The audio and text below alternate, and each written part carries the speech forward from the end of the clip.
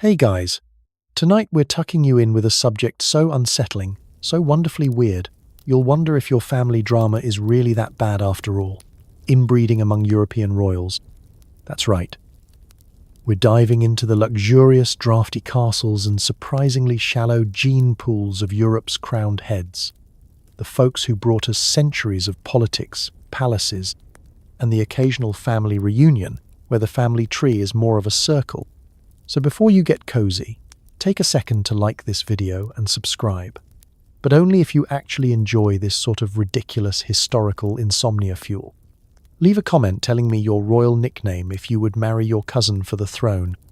Now, dim the lights, switch on a fan for background ambience, snuggle into your non-haunted, non-mildewed sheets, and prepare to contemplate whether your own DNA could survive a Habsburg wedding. Have you ever wondered what it would feel like to be so privileged you could buy an island, but so unlucky you inherit a chin that could open tin cans? Did you ever think, wow, my family is weird, and then remember at least you aren't genetically obligated to marry your aunt? Do you ever get frustrated by your family's group chat, then realize the Habsburgs had group therapy sessions with their bloodlines? Could you survive a royal court where your brother is also your cousin, your doctor recommends fresh air for your haemophilia, and your family portrait is just one really wide jawline? Congratulations. You've just woken up in the 17th century royal court. Your pajamas are made of gold thread. Your breakfast is laced with mercury for your complexion. And the family resemblance is, frankly, alarming. Good luck. Welcome to the regal end of the swimming pool, except it's barely an ankle-deep puddle.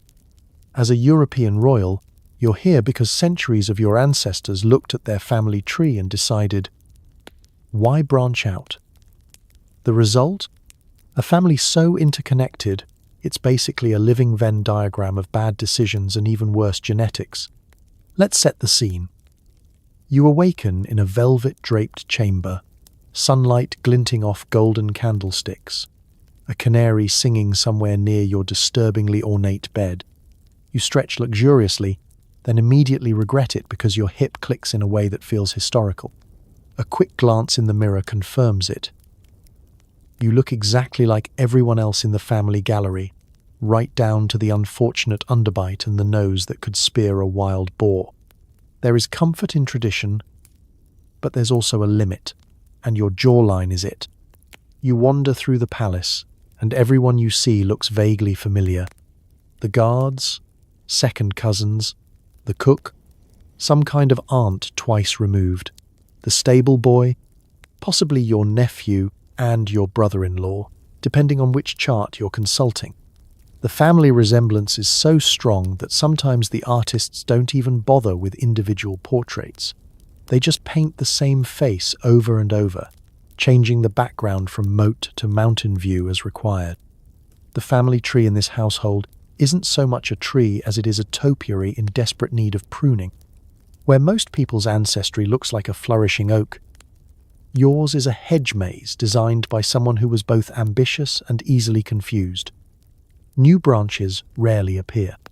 Instead, everything curls back in on itself until you're not sure whether you're your own uncle or just feeling déjà vu at breakfast. Why did this happen?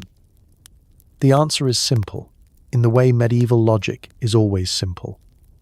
Power. Keeping the throne in the family was less about romance and more about property rights, alliances, and the persistent fear that some stranger, possibly with an entirely different nose, would show up and start making decisions. Outsiders were dangerous. At least with a cousin, you knew exactly which side they'd support during a civil war, and you could probably guess what they'd bring to the potluck. Of course, the side effects were less than ideal. Royal children became walking medical case studies, with combinations of features so unique they needed their own Latin names. Doctors began to take notes the moment a baby was born. Another one with the chin? Excellent. I'll update the chart. Is the tongue forked this time? Or are we still just on the extra pinky toes? Breakfast conversation, too, takes on a different flavour in the shallow end of the gene pool. Did you hear about Cousin Philip's new limp? Ah yes, that's from the Silesian branch. Runs in the family. At least he doesn't have the ears, or the mysterious cough. The only real variety comes from the imported food, and even that is risky, since someone inevitably has a dietary intolerance inherited from a great-great-grandmother who also happened to be your great-aunt. But perhaps the most thrilling part of royal life is the endless parade of family gatherings. Every event is a reunion, a diplomatic summit, and a DNA test all rolled into one. Small talk is replaced by genealogy, and the most common wedding gift is an updated, increasingly complicated family tree.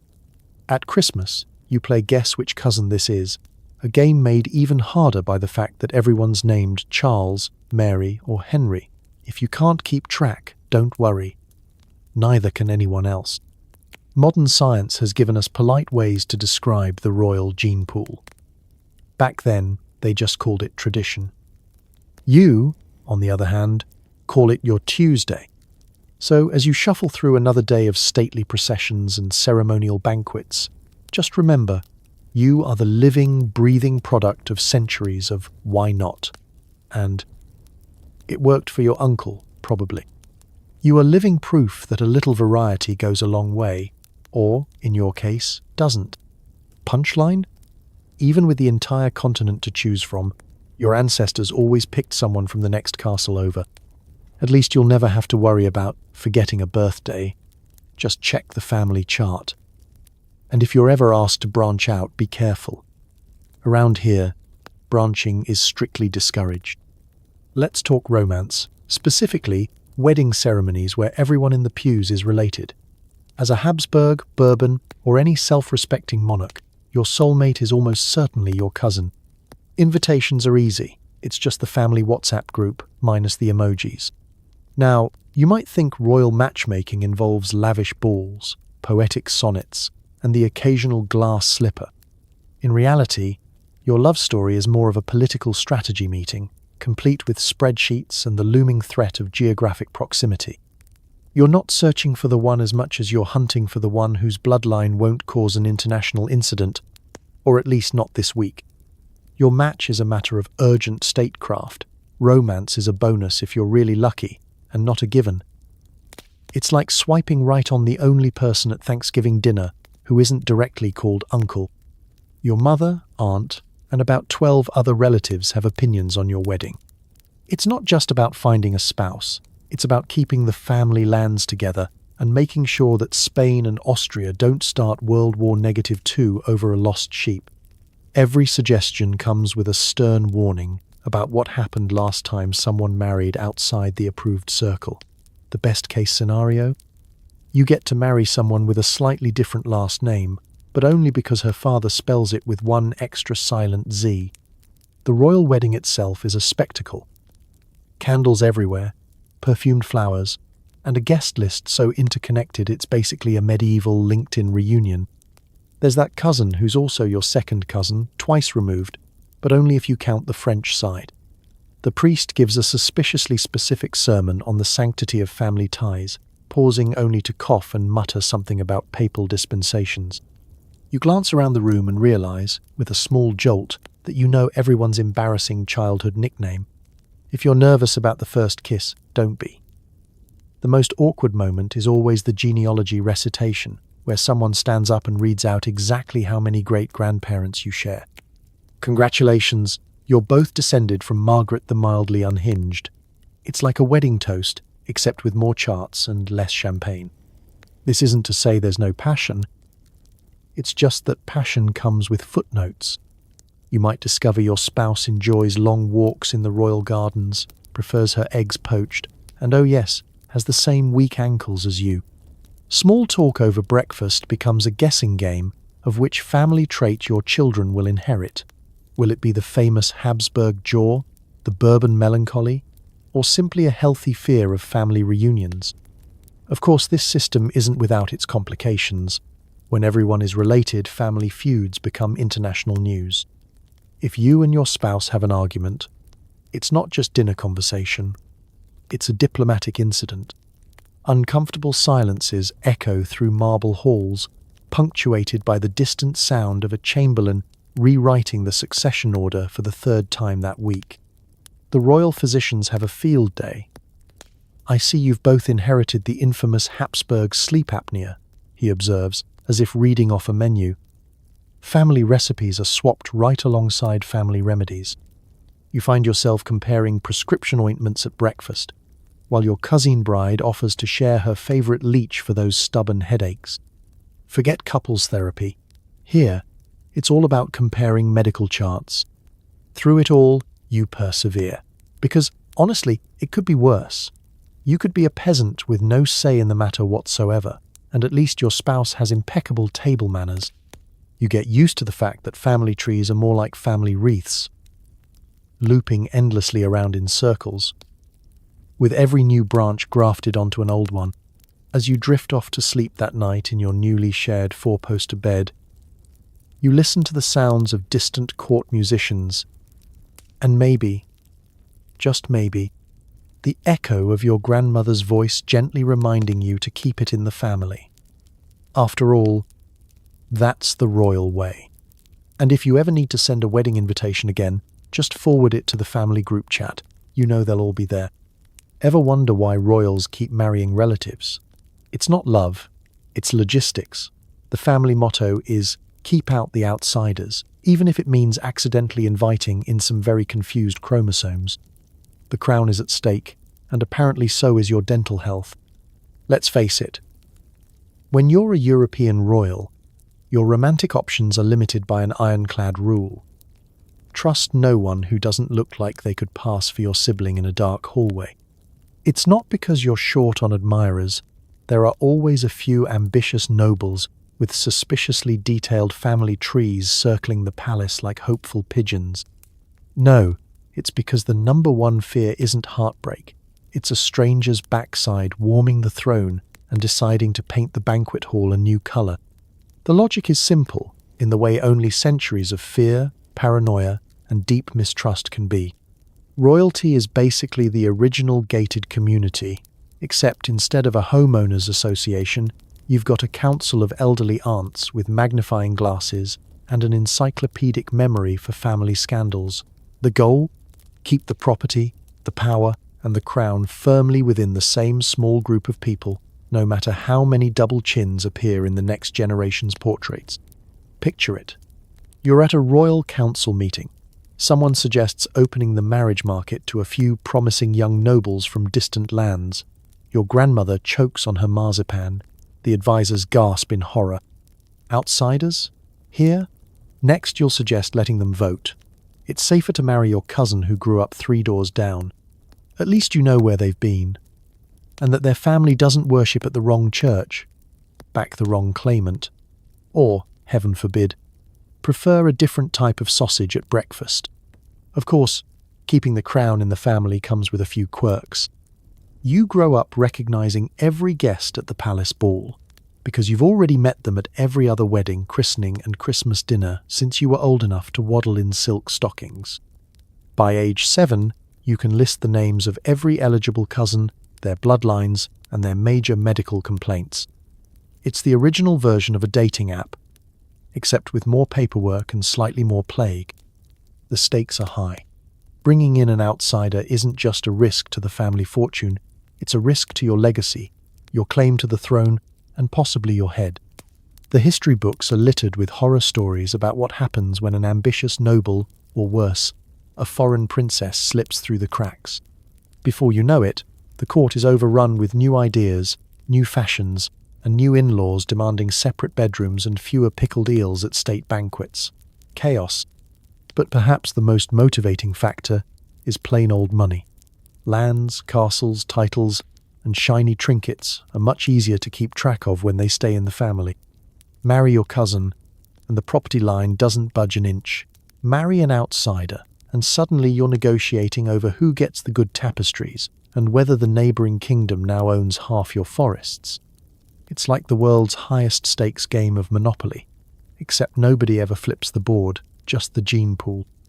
In this environment, love isn't just secondary, it's suspicious.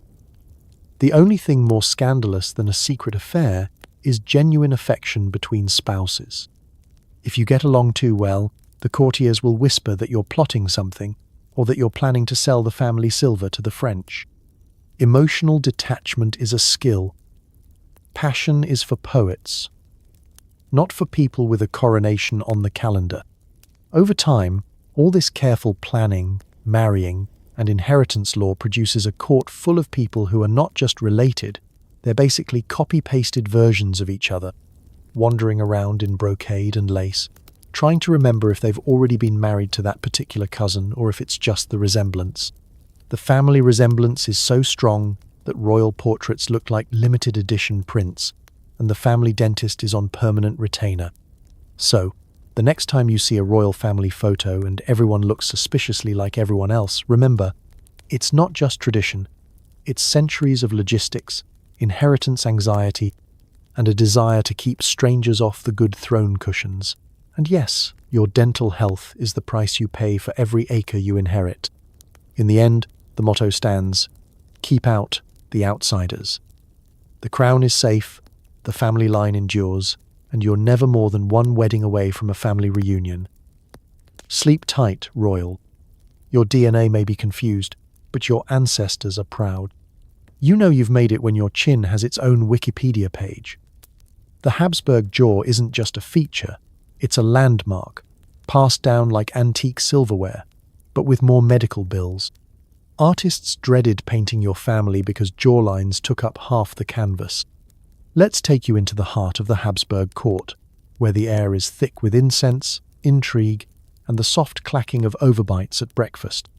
You stroll through vast marble corridors, head held high, not by choice, but because your jaw doesn't really let you look down.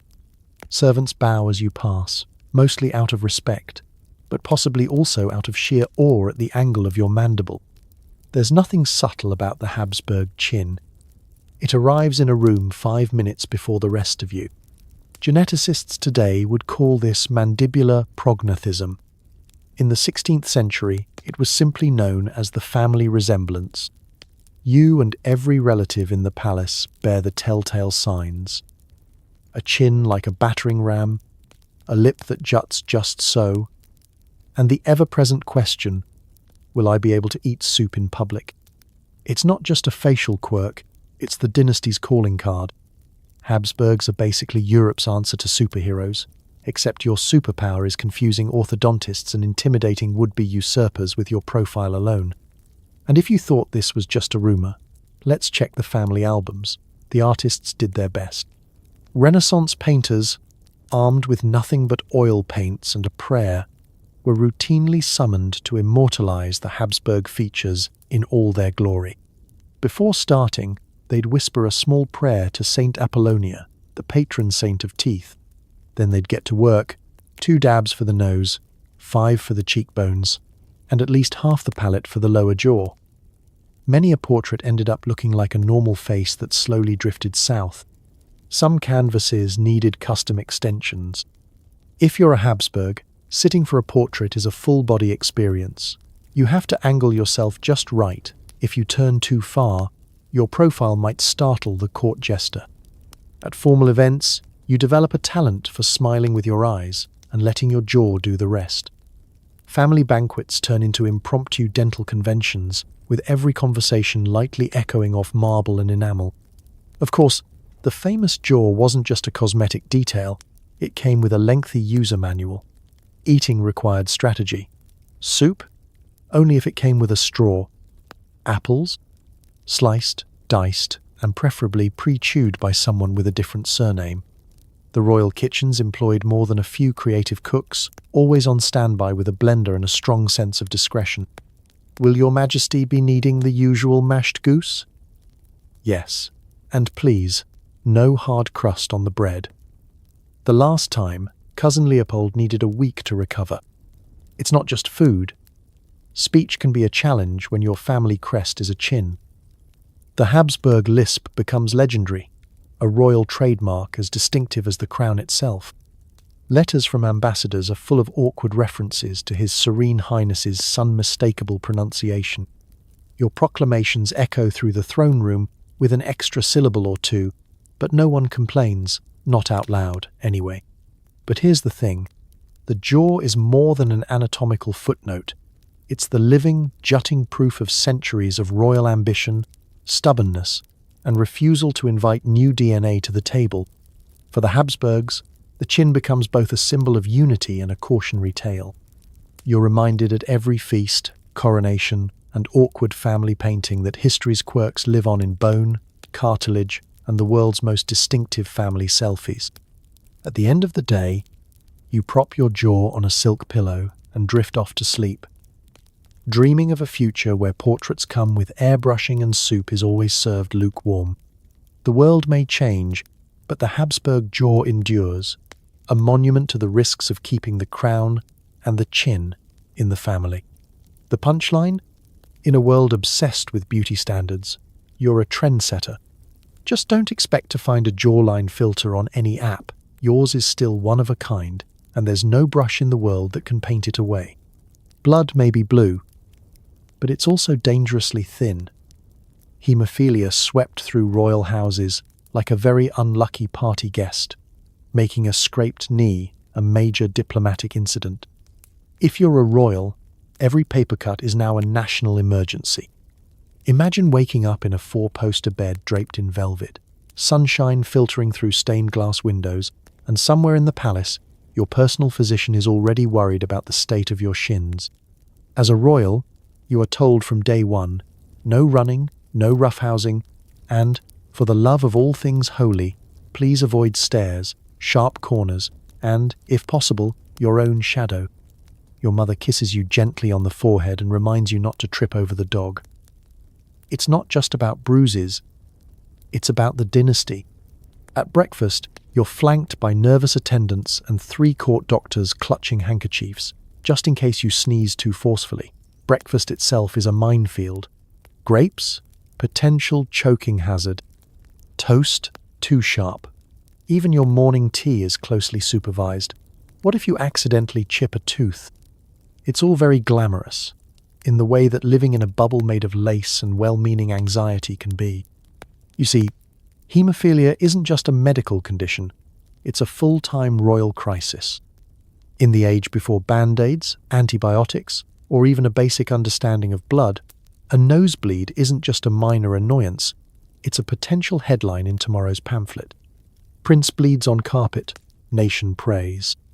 The palace keeps an emergency stash of linen handkerchiefs in every room, and the royal dog is trained to bark whenever it spots a drop of blood, just in case the footmen miss it. But how did this happen? Simple. Through the centuries-long game of keep the crown in the family, genes had nowhere to hide. Haemophilia is a recessive trait, quietly lurking in the shadows of the family tree, waiting for the right combination of matching cousins to say hello, and when it does, it doesn't knock politely.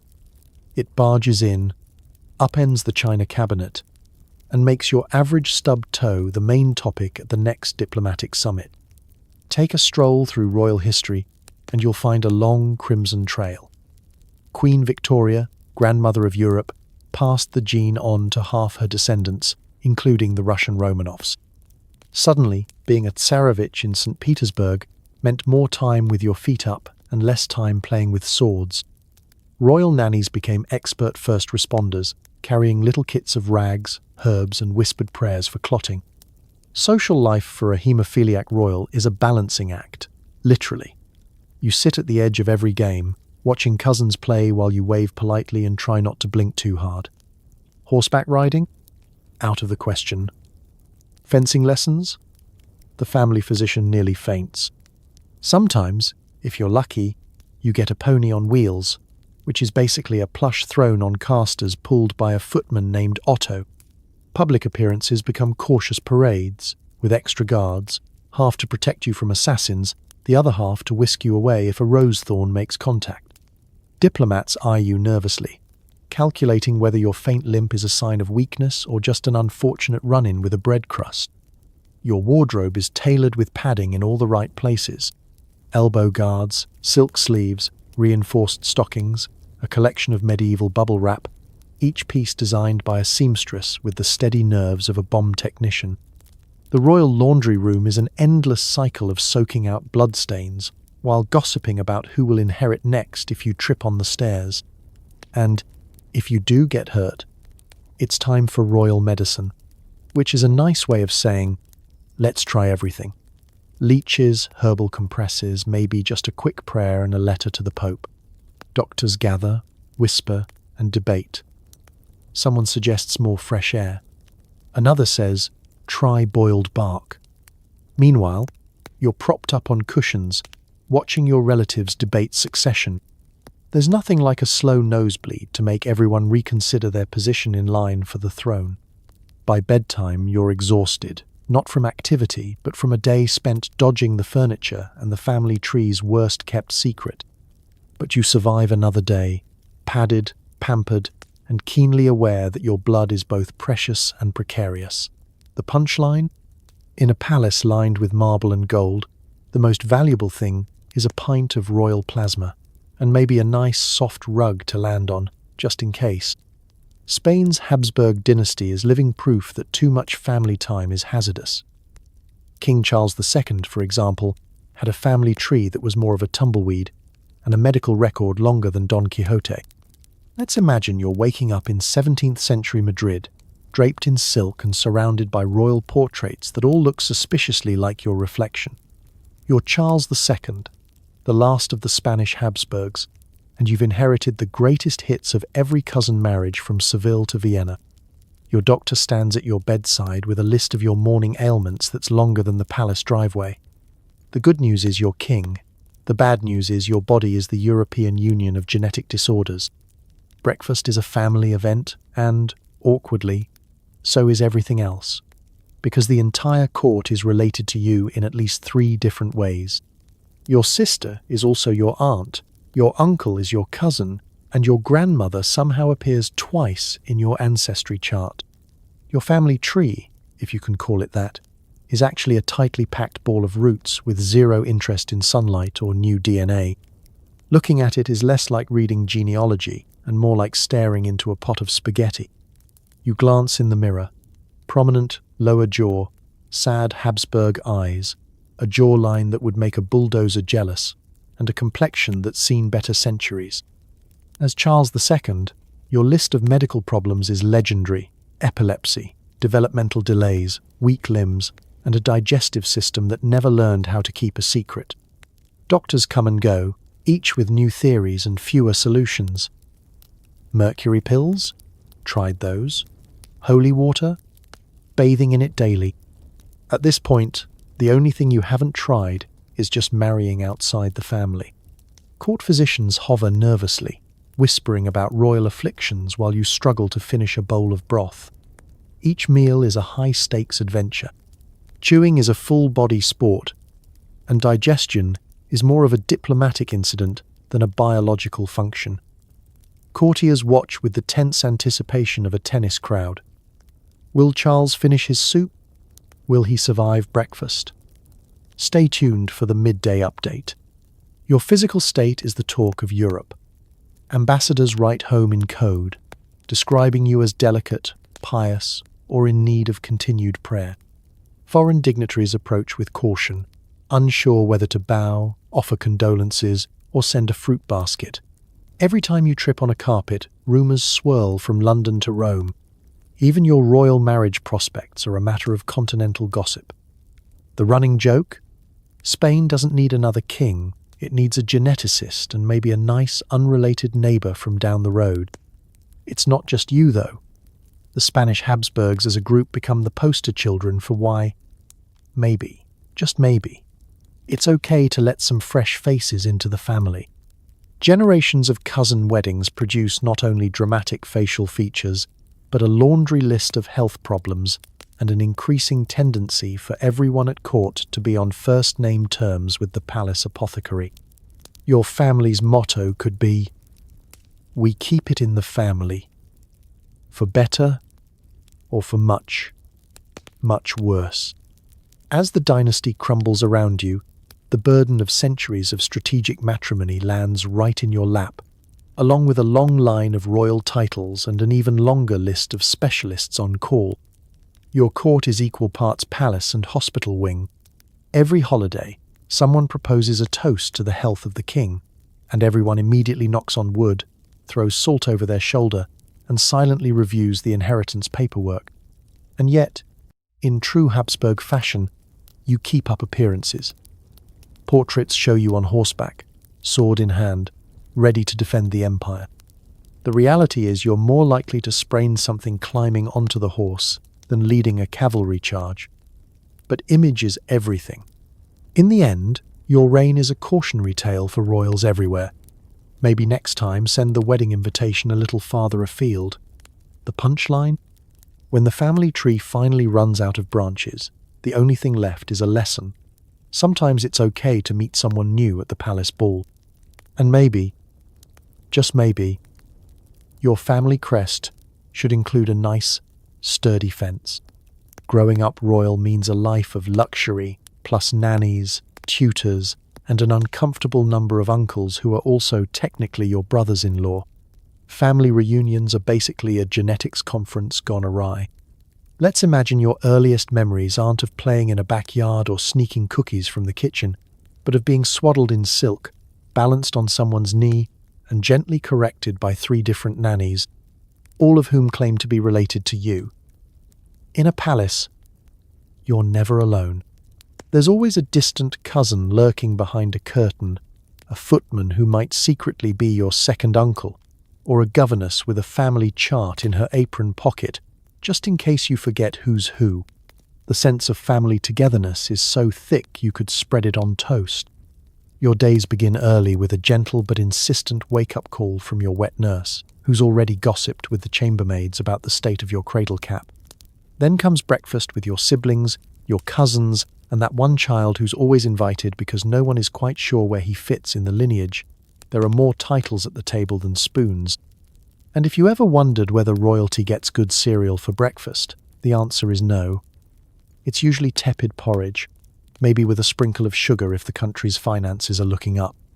Before you've even finished yawning, your tutors arrive. Mathematics in Latin, French conversation, religious instruction, and the art of walking with a book balanced on your head.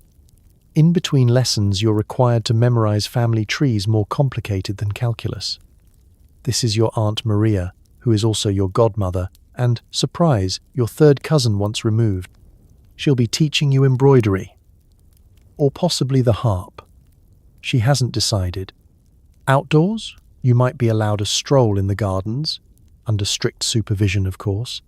The royal gardener is a 4th cousin and he's got opinions about your posture. Every rose bush is named after a relative, and you're warned not to trip or you'll injure a future inheritance. Playmates are hand-selected for status and bloodline. No mixing with the peasantry, unless it's for a charming staged portrait or a lesson in gratitude. Rainy days mean endless hours indoors, building castles from ivory blocks while a music tutor corrects your lute technique. If you thought video calls with family were awkward, try sitting through 4-hour etiquette lessons led by your great-uncle, who is also your father's brother-in-law, and maybe a contender for your mother's hand, if not for papal restrictions. He likes to quiz you on which fork to use, and who exactly is eligible for marriage without a papal dispensation. It's a game called 6 Degrees of Separation, Royal Edition, and you're losing. Then there are the uncles. So many uncles. Some have actual jobs at court, admirals, bishops, ambassadors. Others just seem to hover in the background, ready to leap into the succession line if you catch a cold. A few are only a decade older than you. The rest are twice your age and seem to have opinions about your bedtime. Holidays are a blur of introductions. This is Uncle Ferdinand. He's also your godfather, your second cousin, and, last week, your mother's chess partner. Try to keep up. The staff, meanwhile, speak in hushed tones about the bloodline. They point out that little Isabella has her grandfather's nose and your brother's infamous chin. Every cold or scraped knee is a matter of dynastic concern. If you sneeze twice, 3 doctors show up with herbs, a priest, and a quill to update the family medical journal. But despite the endless rules, tutors, and family portraits where everyone looks a little too similar, there are moments of actual fun. Hide and seek in a palace the size of a small village. Midnight snacks filched from the kitchens, whispered secrets with a cousin by candlelight. Just don't let the governess catch you or she'll add another hour of handwriting practice. By bedtime, you're exhausted. You've survived another day of lessons, etiquette, and trying to remember which uncle is which. As you drift off under embroidered covers, you dream of a simpler life, maybe with only one or two family members at the breakfast table and a chance to pick your own friends. But this is royal childhood. And tomorrow promises even more family, even more formality, and, if you're lucky, maybe a new tutor who isn't also your aunt. The punchline? In a palace filled with luxury, the greatest extravagance is a little privacy, and maybe a family tree that requires less footnoting. Love isn't in the air, it's in the family registry. Arranged marriages among royals are less meet-cute and more meet-genetically similar. Swiping right just means picking a different branch of the same tree. Let's set the scene.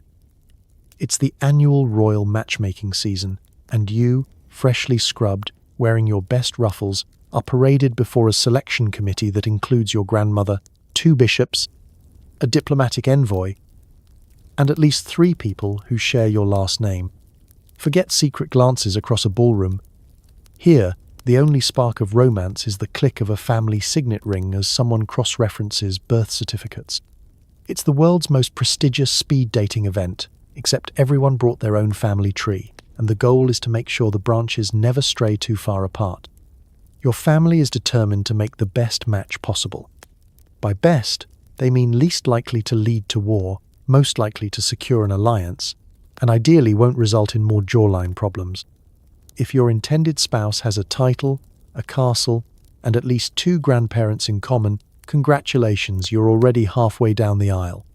The rest is a flurry of heraldry papal paperwork, and the kind of legal negotiation that would make a divorce lawyer weep with joy. There's a formal process for everything. Prospective brides and grooms are judged not on their wit, charm, or devastating good looks, but on their ability to inherit land, wealth, and highly specific genetic traits. Your aunt produces a leather-bound book of eligible cousins, flipping through pages like a sommelier seeking the perfect vintage. This one's from the Spanish branch, good jaw, questionable ankles. That one's Austrian, excellent tapestry collection, but his father's chin is a risk. Romantic? Only if your idea of romance involves population genetics. The awkwardness doesn't end with the match. Once you're tentatively paired, it's time for the royal meet and greet. A carefully supervised tea under the watchful eyes of 3 chaperones and a portrait of an ancestor who looks disturbingly like both of you. Conversation is stilted. So, how's your gout? Fine. And your anemia? Maybe you sneak a smile. Maybe you swap anecdotes about which side of the family is more accident-prone. The chemistry is less fireworks and more shared insurance policy. If things go well, there's a round of negotiations. Your dowry is weighed in silver, livestock, and, occasionally, entire provinces. The lawyers argue over titles, succession rights, and whether the family silver will travel with you or stay home. If you're lucky, you'll get a clause that says you don't have to eat pickled herring for breakfast. Royal life is all about small victories. By wedding day, you've memorized your new spouse's lineage better than their face. The guest list includes everyone from neighboring kingdoms, distant relatives, and 3 ambassadors secretly rooting for a minor scandal. The ceremony is less about vows and more about verifying that nobody accidentally invited a non-relative.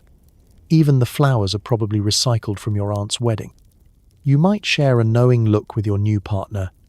Here we go. Good luck to both of us. The real work begins after the wedding. Court gossipers speculate about what traits the new union might bless the next generation with. Will the jaw get stronger? Will the limp finally skip a generation? Will anyone ever get blue eyes again, or is it all brown from here on out? Everyone has theories, and none of them are comforting. Your in-laws keep detailed notes. All the while, you navigate your new married life under the scrutiny of every family member who's ever lived. If the match brings peace and a few healthy children, you'll be called a success story for the ages. If not, well, there's always another cousin waiting in the wings, and another round of negotiations to endure. Divorce is rarely an option, unless a suitable replacement is already at the altar and the Pope is feeling generous. At night, you and your spouse might share a genuine laugh at the absurdity of it all. If you're lucky, you'll find friendship, or at least someone who understands why the family reunions always require a seating chart, a flow chart, and a medical history disclaimer. In the royal marriage market, love might not always win, but logistics never lose. The punchline? You don't swipe right, you just hope the registry clerk didn't make a typo. Welcome to Cousin Tinder, where true love is optional, but shared grandparents are not. Congratulations, it's a boy. Or is it a walking science experiment? With centuries of inbreeding, royal childbirth is less about celebrating and more about taking bets on which recessive gene will show up next. Let's be honest. The birth of a royal baby is a major state event, complete with ringing bells, suspiciously cheerful nannies, and at least a dozen courtiers who pretend not to be peeking through the keyhole. In most families, a new baby brings out heartfelt tears and hopeful sighs. In your royal house, it's more like watching the world's slowest game of genetic roulette. Everyone's smiling, but their eyes are fixed on the baby's chin, ears, and the angle of the left eyebrow. There are betting pools for which ancestor will show up first, and the palace physician stands ready with a checklist that's less, is he healthy, and more, is it the jaw again, or did we get the feet this time? Doctors gather like storm clouds.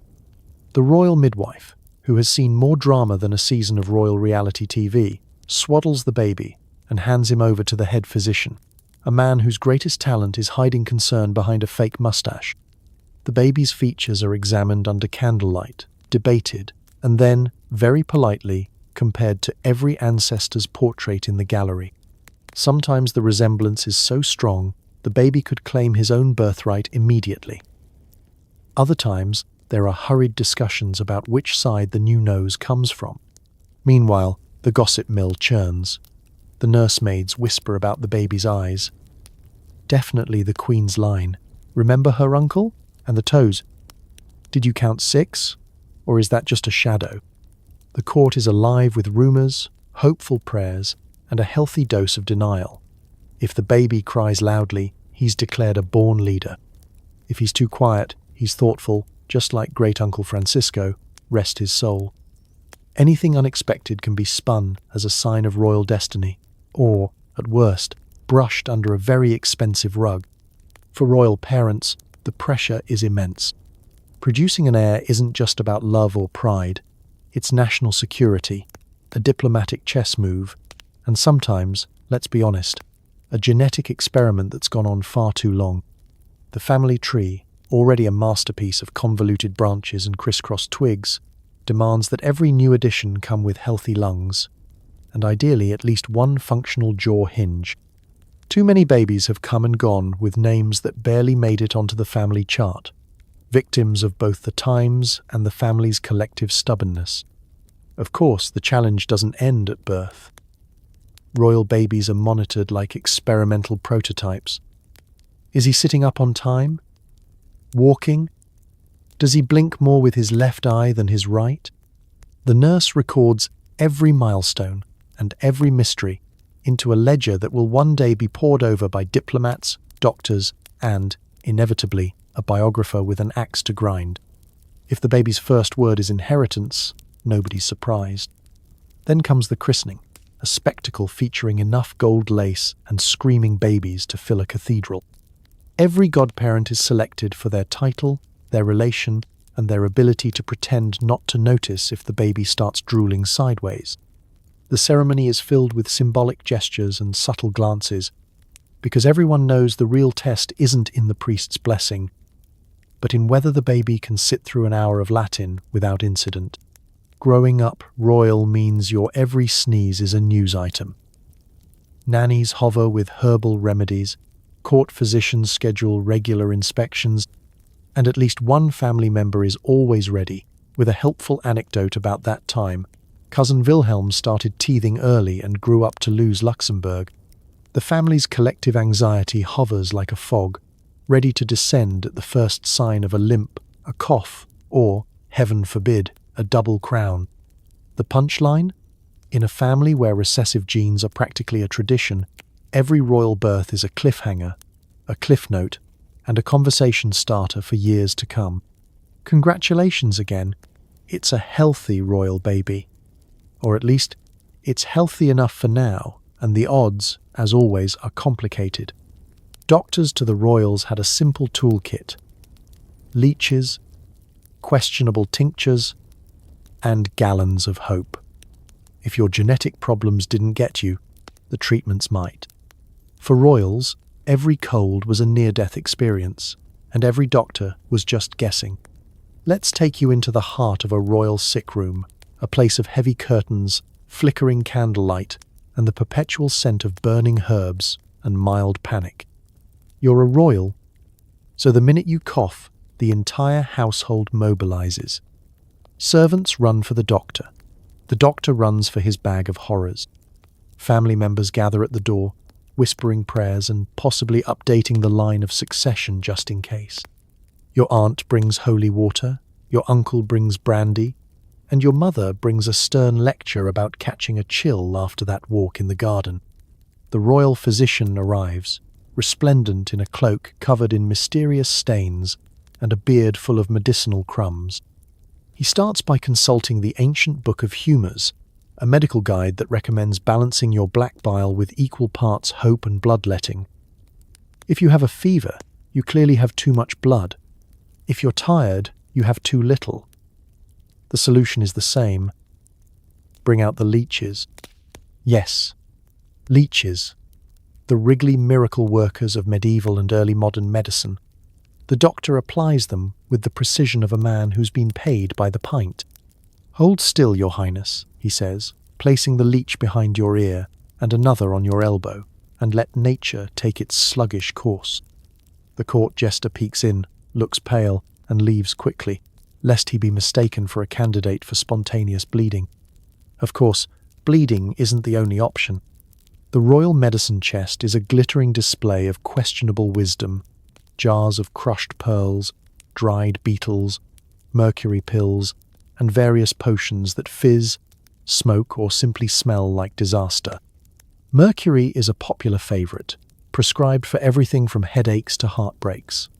The theory: if it doesn't cure you, at least you'll glow at court dinners. And let's not forget the ever-popular herbal concoctions. Your court apothecary, who's also probably your cousin, brings a steaming bowl of boiled bark and insists it will rebalance your humours. One sip and you're certain at least 2 of your humours have left the building. If that doesn't help, you get a poultice applied to your feet, a compress tied to your forehead, and a strongly worded letter sent to the Pope asking for prayers. With all this expertise, you might think the royals enjoyed the best medical care in the land.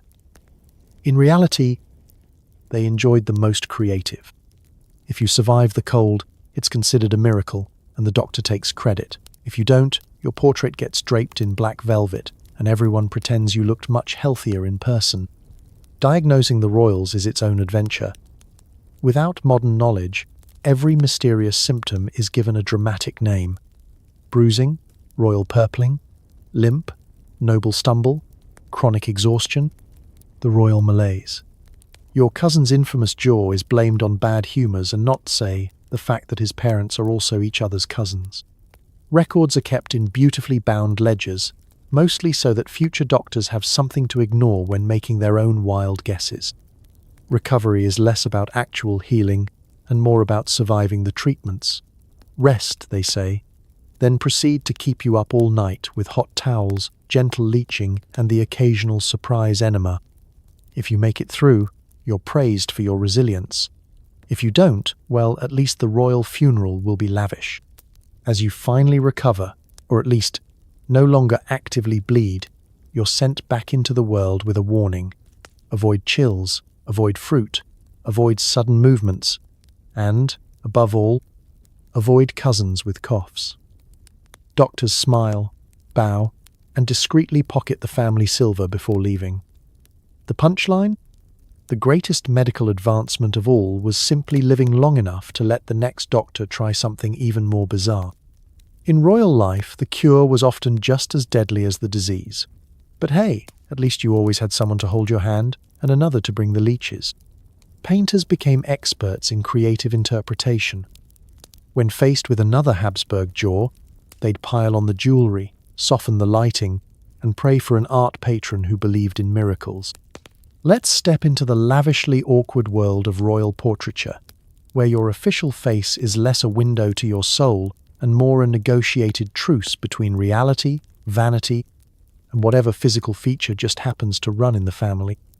As a royal, you know that your portrait is your social media profile, your Tinder picture, and your LinkedIn headshot all rolled into one, destined to hang in drafty corridors and echo down through history.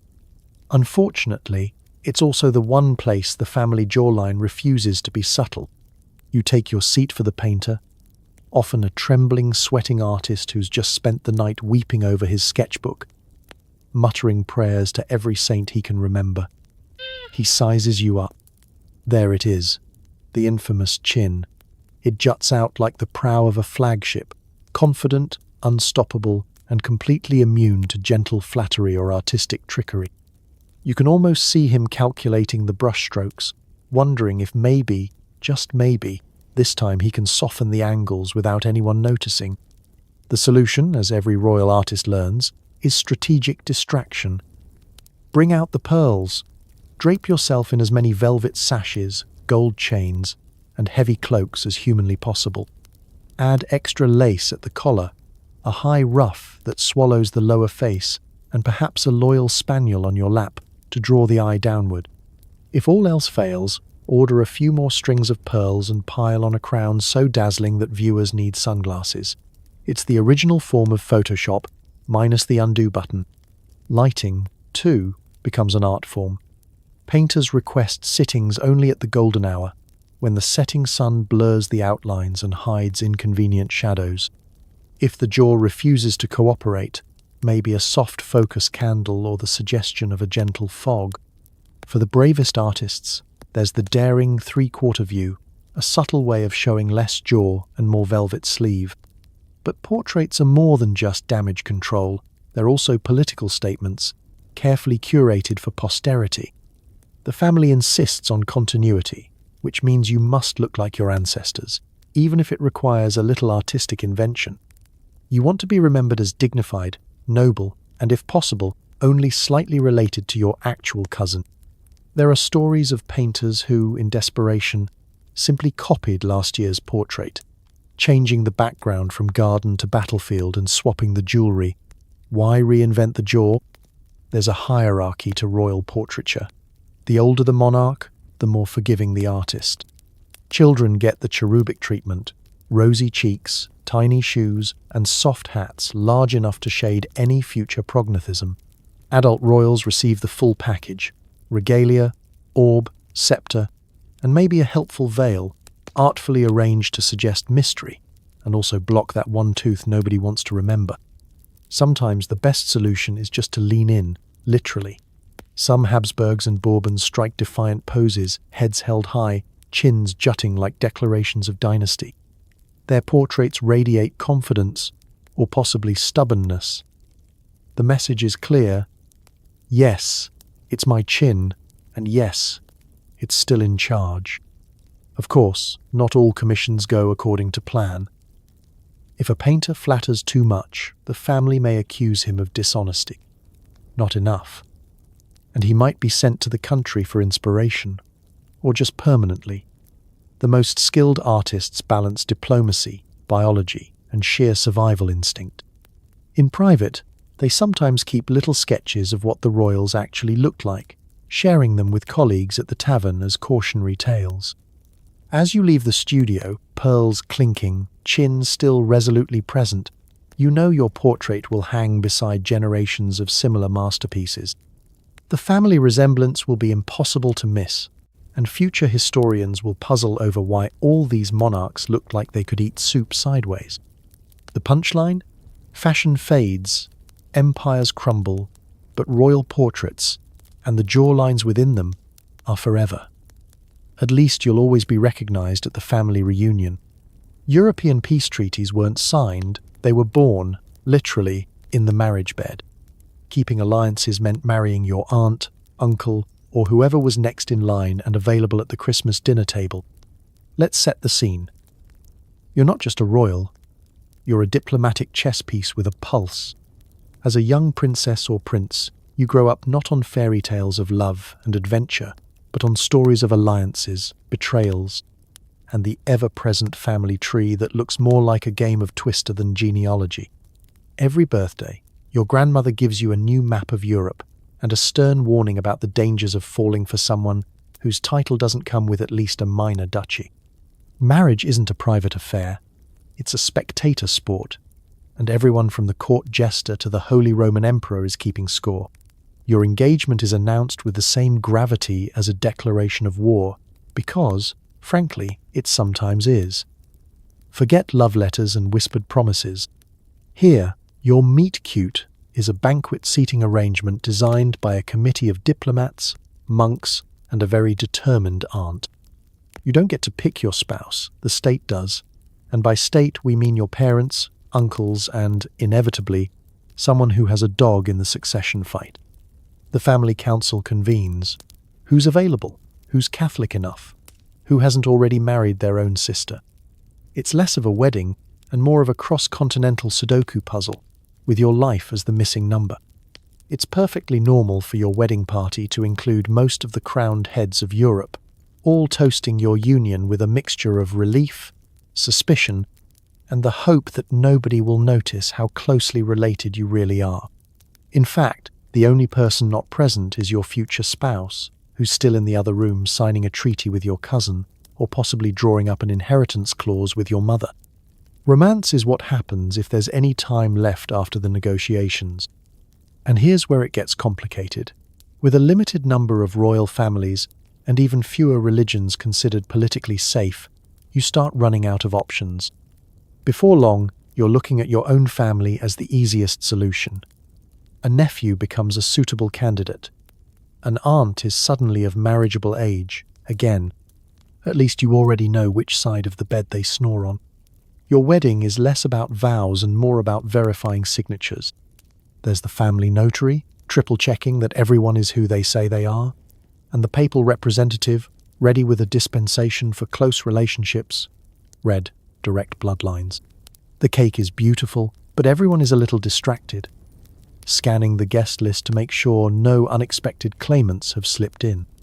After the wedding, you're presented to the court as a united diplomatic front. Behind the scenes, of course, you're still working out how to introduce your new husband at family gatherings. This is Philip, my nephew, also my husband, also heir to the Spanish throne, and possibly the best chess partner I've ever had. It's complicated, but at least the servants already know how to address both of you. The diplomatic benefits are immediate. Your marriage calms the border, at least for now. Gifts pour in, crates of silver, barrels of wine, and the occasional herd of prize goats with impressively ambiguous pedigrees. You attend state dinners in matching outfits, holding hands for the sake of the ambassadors and comparing family stories for the sake of your sanity.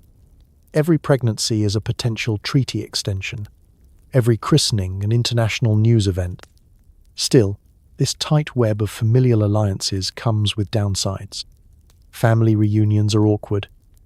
No matter who you sit next to, it's technically a spouse, a cousin, or someone you once negotiated land rights with over gooseberry jam. If a fight breaks out, the odds are you'll have to mediate both as a relative and as a head of state. The punchline? Centuries later, historians will call these marriages strategic. You'll call them Tuesday. In the end, European peace is secured not by parchment and pen, but by awkward wedding toasts, duplicate monograms, and a calendar so full of anniversaries that you might as well just celebrate every day. Peace, it turns out, is all relative, sometimes literally. Why justify inbreeding when you can just call it God's will, the divine right of kings? making questionable genetics sound like a holy blessing since the 13th century. Let's get comfortable on the royal throne. Not the metaphorical one, but an actual chair that's half velvet and half propaganda. You're a European monarch, and everyone from the lowest peasant to the highest archbishop is supposed to believe you were chosen by the heavens, directly descended from kings, saints, and possibly an overconfident Roman god or two. But as centuries go by and the family tree starts to loop in on itself like a medieval spaghetti knot, it gets harder to ignore the evidence that maybe, just maybe, divine selection could have used a second opinion. Thankfully, your ancestors have a solution: the divine right of kings. Why explain the alarming number of double chins, mysterious limps, or the jawlines that could deflect an arrow, when you can just announce, with a sweep of your gilded hand, that it's all part of God's mysterious plan? The logic goes something like this: God gave us the throne, and if he also gave us a suspiciously pointy nose and a tendency toward gout, who are we to question his wisdom? You grow up in a palace echoing with the sermons of court priests, all expertly trained to turn every family medical crisis into a holy metaphor. Cousin Leopold's extra thumb, clearly a sign of the family's exceptional blessing, not a result of too many close branch marriages.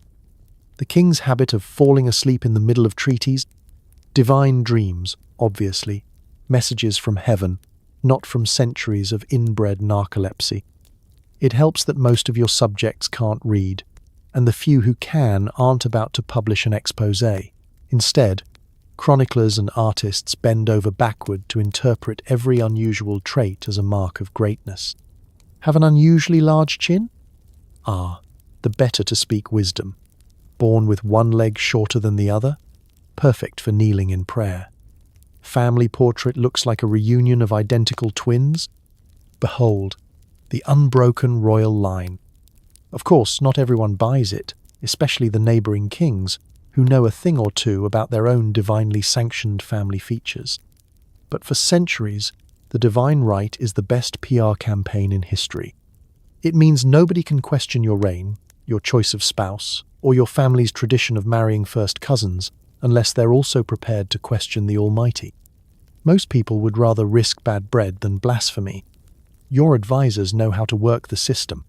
When an heir is born with a new feature, they commission special prayers, pen flowery announcements, and commission stained glass windows depicting the royal baby as a tiny saint, halo, clubfoot, and all. The court physician, meanwhile, quietly consults his anatomy books and hopes the new prince's jaw doesn't get any bigger by coronation day. The real test comes when a scandal threatens to burst the divine bubble, like when 3 royal children in a row are born with unusual talents, or when a wedding requires a papal dispensation the length of a novella. No problem. The divine right simply expands to cover any and all surprises. God moves in mysterious ways, says the court chaplain, especially in our family. If all else fails, you can always sponsor a new feast day or make a generous donation to the cathedral just to remind everyone of your holy mandate. The public lines up to see the royal family praying for blessings or at least a chance to touch the hem of your robe and possibly absorb some second-hand sanctity. Meanwhile, you hope they're too awestruck to notice that everyone at court looks oddly familiar. As you age, you start to appreciate the sheer convenience of a worldview where every family oddity is proof of God's favour. It's not denial, it's destiny. The punchline? Hundreds of years later, your descendants will call it genetics. But for now, you just call it divine right, and enjoy another helping of royal pudding with a side of don't ask, don't tell, just pray. In the end, history will remember you not just for your reign, but for your ability to turn every family peculiarity into a blessing. After all, nothing says chosen by God quite like a family crest, a ceremonial crown, and a jawline you could use as a battering ram. When your main diagnosis is looks like his grandfather, twice removed and once duplicated, even the palace doctor gets creative. Herbal tea, bloodletting, or just another portrait session with a fresh ruff. Imagine stepping into the royal surgery, the most anxious room in the entire palace. Heavy tapestries muffle the sound of concern, shelves groan with jars of dubious salves, and a faint whiff of lavender tries and fails to mask the smell of nervous sweat. The royal physician stands ready, clutching his best quill and his worst instincts. Your job: keep the monarchs alive and looking as close to the official portrait as possible. Your challenge: genetics and a family tree so tangled you need a papal dispensation just to understand it. Every royal child is presented for inspection the moment they can sit upright. The doctor is summoned to pronounce judgment on their ears, jaw, and general regalness. The consultation begins. Yes, the young prince has his father's eyes and, by the saints, his mother's chin, possibly twice. If you're the physician, you're really just mentally flipping through the gallery of ancestors, playing a game of spot the duplicate with every feature. You keep a secret chart: which chin, which nose, which mysterious rash appears in which decade. No one wants to hear the truth. He'll grow out of it, you reassure the queen, even though you know that in this family everyone grows into it. If the jaw's already prominent by age 4, there's little hope for subtlety by adulthood. The best you can do is recommend softer food, extra scarves, and, if possible, a very patient court painter. The royal prescription pad is a thing of legend. What do you do for family face? The official diagnosis that covers every inconvenient Habsburg, Bourbon, and Romanov facial flourish. The apothecary shelves are full of miracle balms, goose fat with a sprig of rosemary. Face powders, chalk and denial. And elixirs of refinement, cheap wine with a Latin label. If the patient is truly unlucky, out come the leeches. To balance the humours, you say. To make room for new traits, you mutter under your breath. Some days you're summoned just to offer moral support. The queen paces, wringing her hands. Do you think he'll ever have a normal smile? You dodge the question, instead recommending a luxurious ruff, the higher the better, or a new hairstyle to distract from the royal lip. Fashion, you argue, is the best medicine. The courtiers nod, the seamstress weeps, and a dozen tailors start sketching new trends in facial camouflage. When herbal tea and wardrobe tricks don't work, you turn to the ancient standbys: distraction and denial. More lessons, more riding, more time in the gardens, just not the public ones, and preferably after dusk. Fresh air does wonders for the complexion, you claim, as you hand the young princess a sun hat large enough to shade a village. But the real tension comes when outsiders notice. Foreign ambassadors try not to stare. Visiting artists do their best to capture the essence, which is painter. Code for soften the angles and add more lace. If a new royal marriage is in the works, you're asked for a full report. Does the prospective bride have the right jaw? Is the groom's nose only moderately historic, or a full-scale architectural feature? The fate of Europe may hang on your professional opinion. Of course, nothing is more dangerous than success. If a child is born with a refreshingly normal face, panic spreads in the family council. Is he really ours? Someone whispers. Maybe he takes after the great-grandmother from Bavaria, you reassure, making a note to recommend more visits from that side of the family. By the time your medical career ends, your greatest legacy isn't a cure, but a series of detailed sketches, long-winded diagnoses, and a string of inventive excuses. It's a sign of strength, you explain, a mark of destiny. The family nods, relieved. After all, in the world of royal medicine, the truth is a diagnosis best delivered with a dash of flattery and a generous helping of denial. The punchline? Your greatest prescription isn't leeches, lavender, or lacy collars. It's gentle reassurance that history will always remember the family face, even if it takes a little creativity to recognize it. If you thought your family was cursed, meet Charles II. His hobbies included ruling Spain, drooling, and accidentally ending a dynasty. His physicians kept a full-time job just explaining his symptoms. Let's step into the royal slippers of Charles II, the final act in the Spanish Habsburg drama. A living, breathing what not to do in the saga of royal genetics. Born in 1661 to parents who were uncle and niece, Charles was a walking, talking genetic footnote. Picture a court so nervous, the staff considered adding extra pillows not just for comfort, but for structural support. The Habsburg jaw had officially peaked.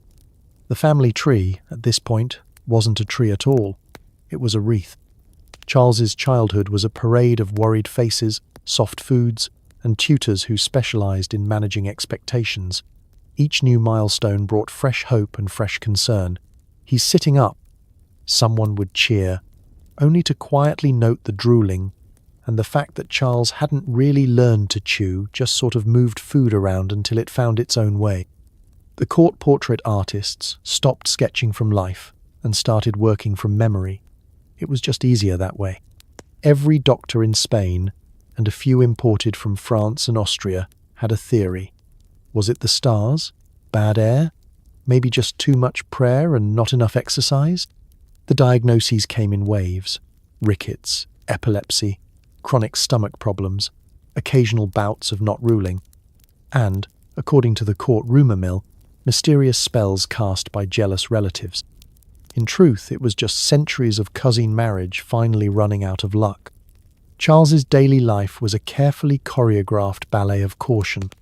His meals were soft, his bed was extra padded, and no one let him near stairs without a team of advisors and at least one Jesuit. Court records suggest he struggled to walk, struggled to talk, and spent much of his reign being carried from place to place like a very expensive, very delicate family heirloom. He was attended by more priests than courtiers, just in case. Every sneeze was a minor crisis. Every rash was an international incident. And yet, for all the drama, Charles II still had a kingdom to run, at least in theory. Ministers, nobles, and ambitious relatives circled around him like flies at a royal picnic, making decisions while Charles watched, drooled, or nodded off. Diplomatic envoys described audiences with the king as brief and inconclusive, usually ending with a royal nap or an awkward silence. He signed what was put in front of him, as long as someone helped him find the right end of the quill. Marriage was another adventure. As the last hope for the Habsburg line, Charles had 2 wives, neither of whom produced an heir. The pressure was immense, the scrutiny relentless. Every missed dinner, every cough, every long nap was cause for speculation across Europe. Would the dynasty survive? Could Charles father a child? The betting pools in Vienna grew large enough to fund a small war. Despite all this, Charles became something of a cult figure. Portraits of him, jaw prominent, eyes wide, circulated throughout Europe as cautionary tales, and later as memes. His signature look inspired fashion statements for those who favoured elaborate wigs, ruffled collars, and the sense of living history. His reign, marked by decline, crisis, and never-ending medical emergencies, became an object lesson. At some point, you have to let a little new blood into the castle. When Charles II died in 1700, childless and exhausted, the Spanish Habsburg line died with him. His passing triggered the War of the Spanish Succession, several years of chaos, and, ultimately, a dynasty with a slightly wider gene pool. Historians still debate whether Charles was a tragic victim or just very, very unlucky. Either way, his legacy endures, in textbooks, in royal family trees, and in the world's most notorious chin. The punchline? Sometimes, the end of a dynasty is less about epic battles or political intrigue, and more about one poor king trying to finish his breakfast. Charles II, proof that you really can have too much family togetherness. Smile, or don't. Centuries of cousin marriage did a number on royal teeth, overbites, underbites, and an alarming number of missing molars. Your family crest might as well be a toothbrush. Let's open wide and peer into the shadowy, jaw-clenching world of royal dentistry, where every portrait is a gamble, every mealtime a mild dental emergency, and every state dinner menu reads like a warning label. In most families, smiles are inherited. Grandma's dimples, dad's slightly crooked incisor. In royal families, however, what you're passing down is more like a family curse. If there was ever a strong argument for dating outside the castle, it's the royal mouth. It starts early. As a royal child, your nannies and tutors will try their best, scrubbing away at baby teeth with frayed twigs, old linen, and the faint hope that you'll beat the odds. But by the time you're teething, everyone in the nursery has a story about a prince who lost his first molar before he learned to walk. You'll hear family legends of Great-Aunt Matilda, whose bite could snap walnuts, and Great-Uncle Carl, who couldn't eat anything harder than pudding after age 30. By adolescence, the situation becomes a little more gothic. The Habsburgs, Bourbons, and their intermarried kin begin to display the full dental portfolio. Teeth that overlap like shingles, bites that jut out at alarming angles, and gaps you could drive a royal carriage through. The famous Habsburg jaw, of course, isn't content to stop at the chin. It works its way up, shifting everything into a formation that dentists today would only approach in hazmat suits. The royal diet doesn't help. Soft breads, endless sweets, candied fruit, and enough honey to start a beekeeping guild. Royal chefs specialize in foods that stick to your teeth and attract every microbe in the kingdom. On feast days, the wine flows and the stews bubble. But the real drama happens when someone tries to bite into a roast bird, or, heaven forbid, gnaw on a drumstick. More than one monarch lost a crown at the dinner table, and not the golden kind. Dentistry itself is medieval, literally. Your options are few. Hope for the best, chew on aromatic herbs to freshen breath, or call for the barber. Surgeon if the pain becomes unbearable. If you're lucky, he'll numb your gums with a splash of brandy and a prayer. If you're not, it's pliers, a steady hand, and a room full of onlookers. The court will gossip about your bravery, but only until you pass out. Royal portraits become masterpieces of misdirection. Artists are paid handsomely to capture your noble bearing, which is code for paint the mouth closed. Pearls, fans, and artfully placed fingers become standard accessories. The rare, open-mouth smile in a royal gallery usually belongs to a monarch who either lost a bet or just didn't care anymore. The consequences go beyond aesthetics. Dental infections run rampant. An untreated abscess could spell disaster, swelling, fevers, and even death. More than one royal's reign was cut short not by war or poison, but by a rogue molar. Chronic pain becomes a fact of life. So does halitosis, which is so common at court that nobody bothers to comment on it anymore. If you want to court favour, bring cloves, not flowers. Even attempts at treatment get tangled in family politics. A royal with bad teeth must still marry, ideally someone with strong jaws and better genetics, but good luck finding that in the cousin pool. Dowries are negotiated, not just for land or titles, but sometimes for the promise of robust dentition. Meanwhile, the family's collective dental woes become the subject of folk songs, jokes, and the occasional satirical pamphlet. So the next time you see a royal portrait and wonder why everyone looks so stoic, remember, it's not just protocol, it's self-preservation. And if you're ever tempted to complain about your next trip to the dentist, just be grateful you don't have to choose between a new molar and a new treaty. The punchline? The true symbol of royal resilience isn't the scepter or the orb. It's surviving centuries of family reunions and still managing a polite, if slightly lopsided, smile. It's not easy ruling a continent, especially when your entire extended family is plotting against you at the dinner table. Anxiety, depression, and the occasional ghostly ancestor, all in a day's work. Welcome to the royal court, where stress is as common as silverware and nerves are more frayed than a court jester's tights. Imagine waking up each day in a palace so vast it echoes with whispers, some real, some just the sound of your own worried thoughts bouncing off the marble. Here, your relatives aren't just rivals for inheritance. They're full-time residents in your headspace. Every family dinner feels less like a loving gathering and more like a game of psychological musical chairs, with everyone angling for the best seat and the next crown. You learn early that trust is a currency in short supply. The family tree is so tangled that you need a royal cartographer to map out who is a cousin, who is an enemy, and who might be both depending on the latest wedding. Every compliment comes with a side order of suspicion. You look well today. Your Majesty might as well mean, I hope you choke on your soup. So you smile politely, keep your goblet close, and wonder whether the footman pouring your wine is Team Aunt Catherine or just really bad at making eye contact. Living under the weight of 1,000 years of expectation doesn't help.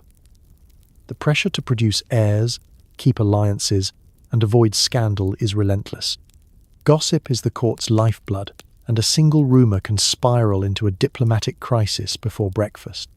If you're not anxious yet, just wait until the next prophecy surfaces, delivered by an astrologer who is probably related to you, and warns of doom, famine, or an ill-fated haircut.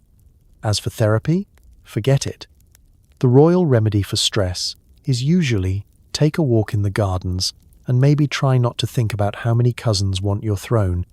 Emotional support comes in the form of stern lectures from your grandmother, confessions to your confessor, or long walks during which you practice your most regal sighs. If you ever actually express vulnerability, the court physician prescribes a potion of valerian, poppy, or just a little more prayer. It's not just anxiety either. Depression runs through the bloodline like a melancholy river, particularly when the court's favourite indoor pastime is brooding by candlelight. The windows are tall, the ceilings even taller, and the gloom is ever present. You'll find more than one prince or princess hiding behind thick curtains, penning sorrowful letters, or commissioning poems about the misery of having both too much responsibility and not enough privacy. Occasionally, you get to deal with the supernatural, because nothing says healthy coping like blaming your bad mood on the ghost of Great-Uncle Ferdinand. The palace is said to be haunted by all manner of spectral relatives, most of whom seem to appear when you're already feeling on edge. The servants gossip about sightings in the hallway, and it's generally agreed that if you start muttering to yourself, it's just the family gift for second sight. Family feuds are legendary. A single offhand remark at dinner can spark a cold war that lasts a generation.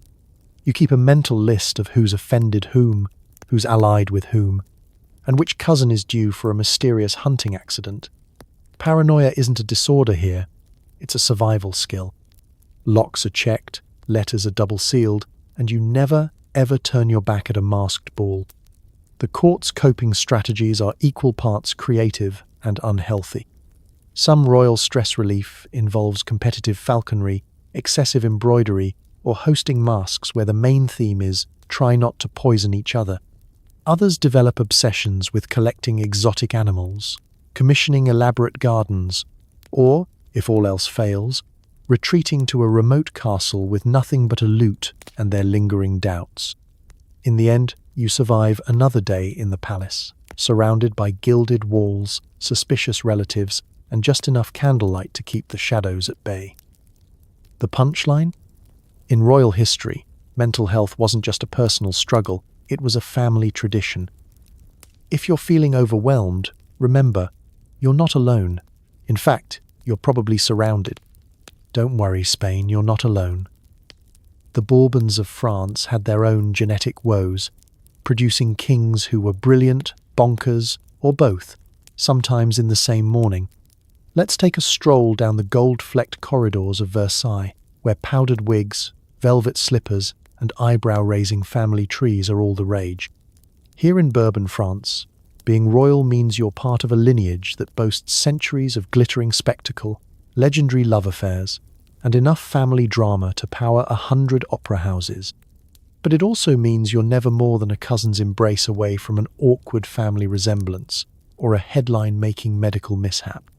As a young Bourbon, your royal day starts with a barrage of attendants checking that you're awake, upright, and still have all your teeth.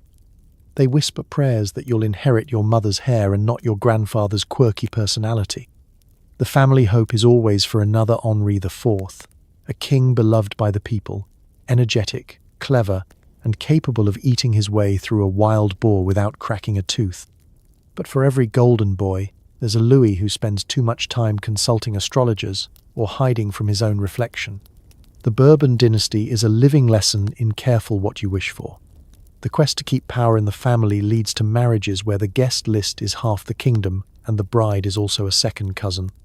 The result? Some rulers dazzle France with reform, charisma, and a suspicious ability to outdance everyone at the masquerade. Others, well, let's just say their eccentricities become the stuff of dinner-table legend. The royal physicians, meanwhile, earn every sou. For every energetic king with an appetite for diplomacy and duck confit, there's a nervous prince with migraines, mood swings, and a tendency to wander the gardens at 3 a.m., muttering about prophecy and bad dreams. The court learns to distinguish between inspired by the divine and just inspired by the family tincture cabinet. Apothecaries grow rich, supplying soothing syrups, herbal teas, and the occasional emergency leech. Family traits run deep. The famous Bourbon nose, the melancholy eye, and that unmistakable Bourbon tendency to alternate between bursts of genius and dramatic sulks, these become the subjects of both court flattery and lampooning pamphlets. The servants joke that you can always tell a Bourbon by the way he enters a room, with a flourish, a complaint, and 3 plans to redecorate the furniture before lunch. And yet, for every problematic trait, there's a spark of brilliance. The Bourbons give France kings who oversee magnificent building projects, reform laws, sponsor the arts, and, occasionally, remember to consult their ministers before declaring war on half of Europe. The line between brilliance and bonkers is razor thin, and it's walked daily in brocade slippers. Court life is a swirl of gossip, masked balls, and desperate attempts by royal matchmakers to import new blood before the gene pool gets any smaller. Marriages are carefully negotiated chess moves, yet the occasional affair with a clever courtier or mysterious foreigner is celebrated as a national triumph, especially if it brings a bit of genetic mystery to the next generation. Still, when a new prince is born, everyone inspects him for the right mix of chin, wit, and not too much of Uncle Gaston's peculiar laugh. Of course, no matter how much lace you pile on or how many poets you hire, the royal family's eccentricities eventually spill into the open. The revolutionaries have a field day, mocking royal quirks in biting caricatures and pamphlets. But the Bourbons, ever resilient, adapt, survive, and occasionally slip away to distant courts, only to pop up later in someone else's succession crisis. The punchline? France's blue bloods are proof that you can be both cursed and crowned, sometimes in the same sentence. The Bourbon saga is equal parts brilliance and bedlam, all served on a silver tray with a side of anxiety and a flourish of powdered sugar. If you're feeling down about your own family's quirks, just remember, somewhere in Versailles a Bourbon ancestor is still muttering about the drapes. With this much inbreeding, sports are dangerous and dancing is best done at a distance. Court life is a careful choreography of avoiding accidents and awkward family conversations. Let's step into the marble-floored world of royal leisure, where entertainment is both a display of power and a masterclass in self-preservation. You'd think being a royal means endless fun, grand balls, glittering tournaments, lazy afternoons spent painting landscapes or composing bad poetry. And in a sense, that's true, provided you don't break anything in the process, especially yourself. Hunting, for example, is the classic pastime of kings, queens, and every noble in between. Nothing says I am fit to rule like galloping through the forest, armed with a crossbow and a sense of inherited entitlement.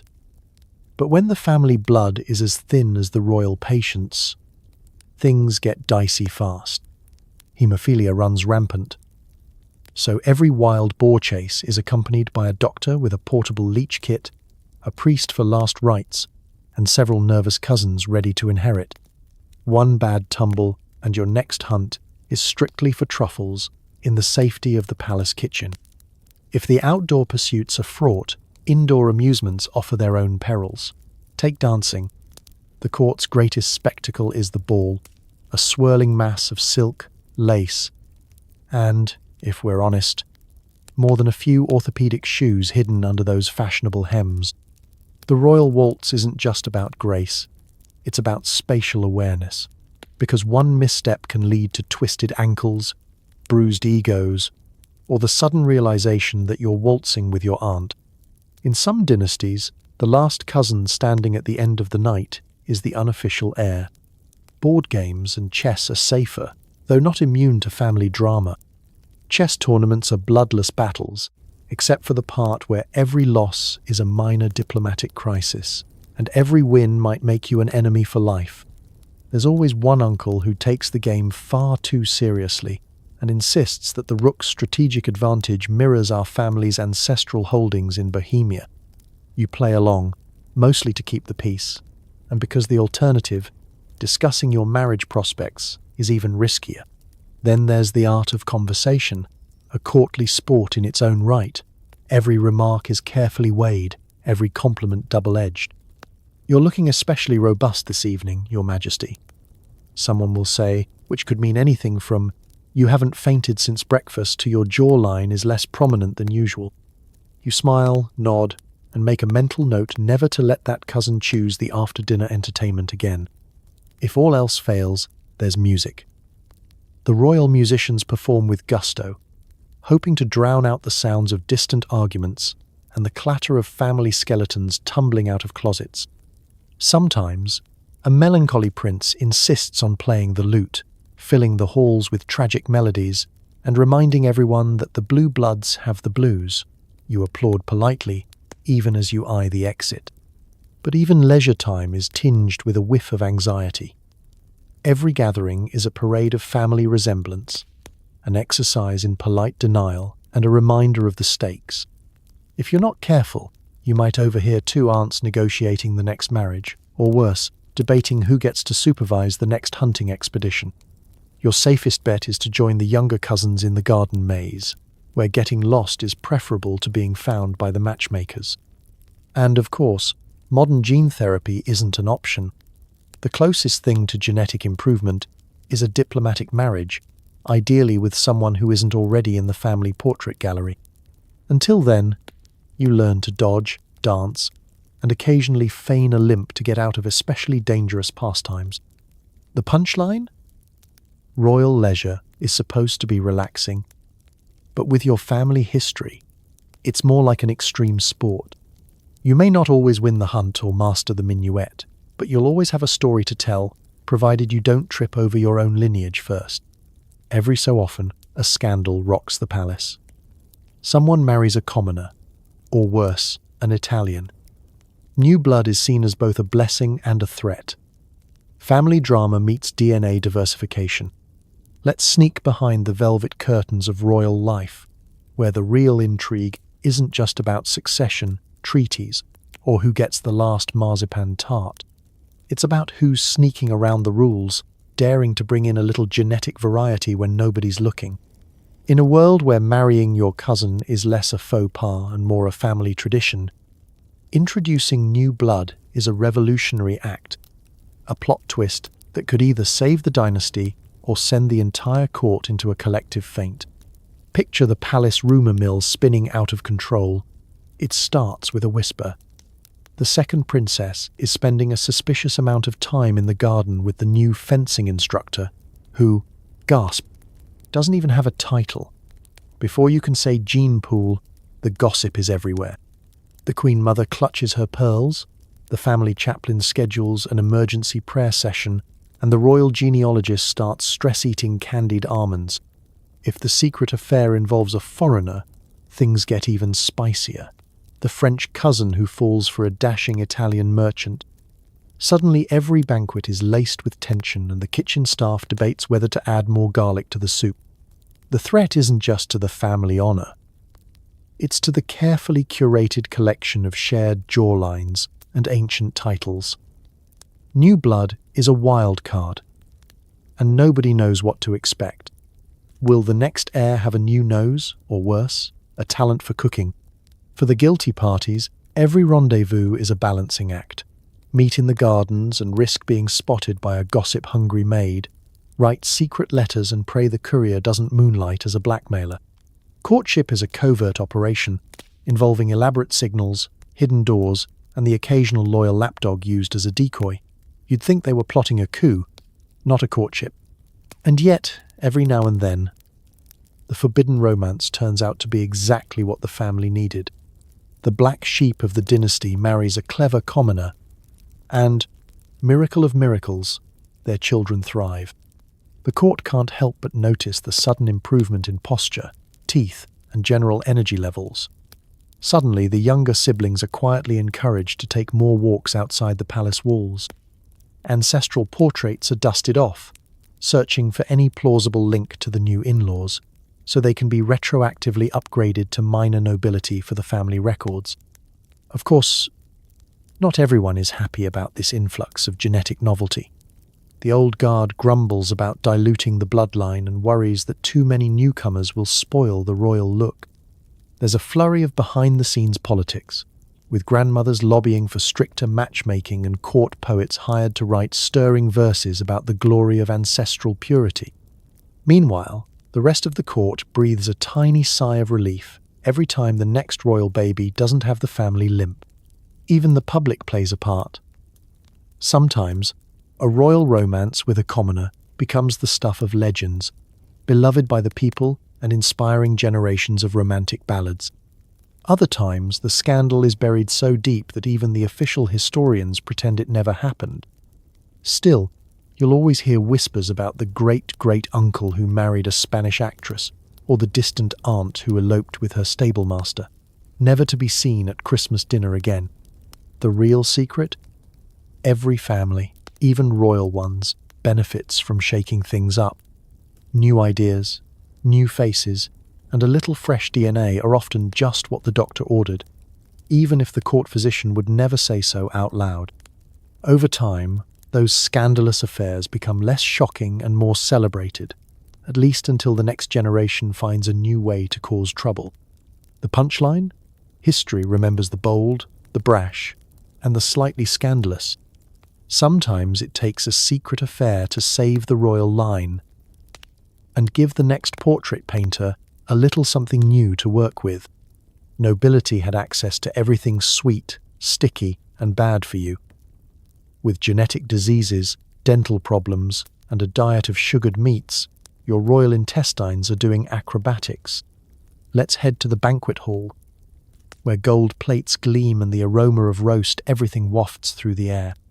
If you're royal, dinner is less about nutrition and more about making a statement. Look at all this food. Yes, we really can afford to eat swan dipped in honey, followed by candied fish, washed down with something that's half wine, half headache.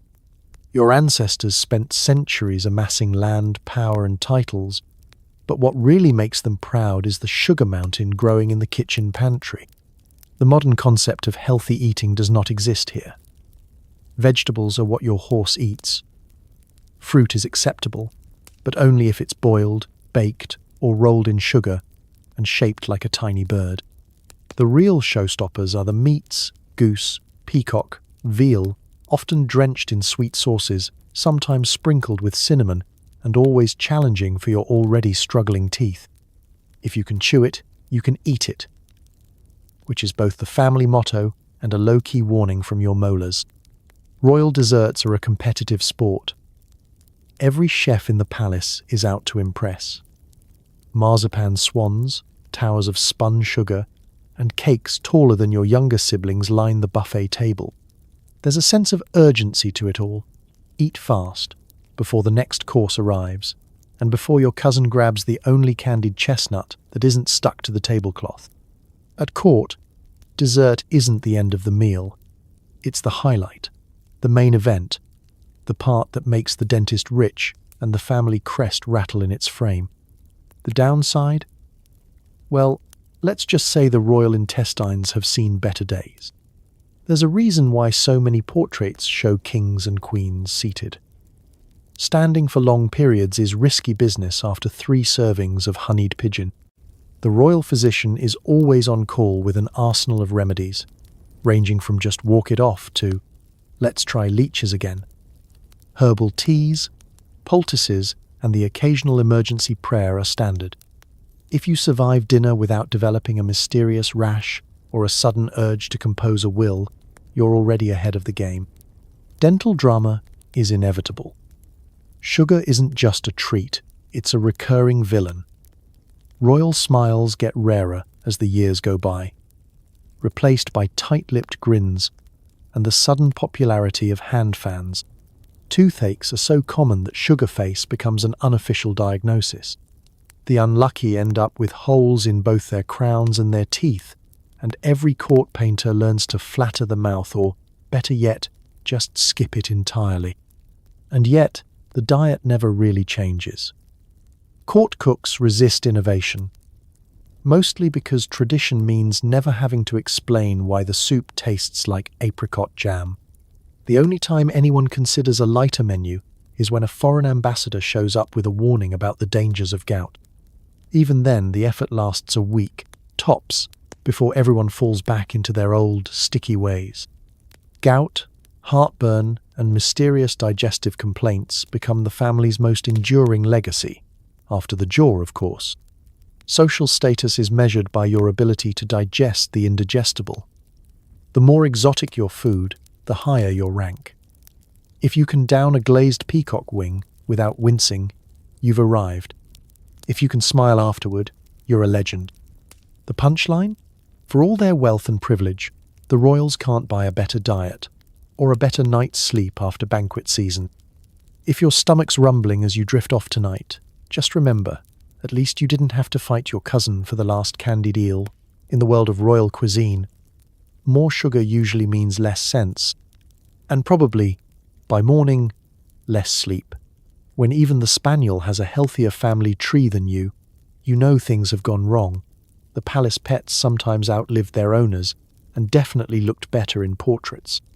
Let's pad quietly down the echoing halls of your royal home, past centuries of family portraits featuring noble jaws and haunted eyes, and turn left into the palace menagerie, a place of actual diversity. Here, surrounded by the pampered yips of lapdogs and the exotic squawks of parrots, you'll notice something remarkable. The animals seem to be thriving. In fact, compared to your own branchless family tree, the palace pets look positively robust. The spaniel's teeth are all in, the greyhound's gait is smooth, and the royal tabby never faints at the sight of a staircase. The royal pets are more than accessories, they're unofficial members of the family, and sometimes it feels like they're in better shape. While the humans are busy swapping inherited ailments and negotiating marriages between second cousins, the dogs are out in the gardens, bounding around, chasing anything that moves, and generally making a mockery of every royal walking stick. The difference?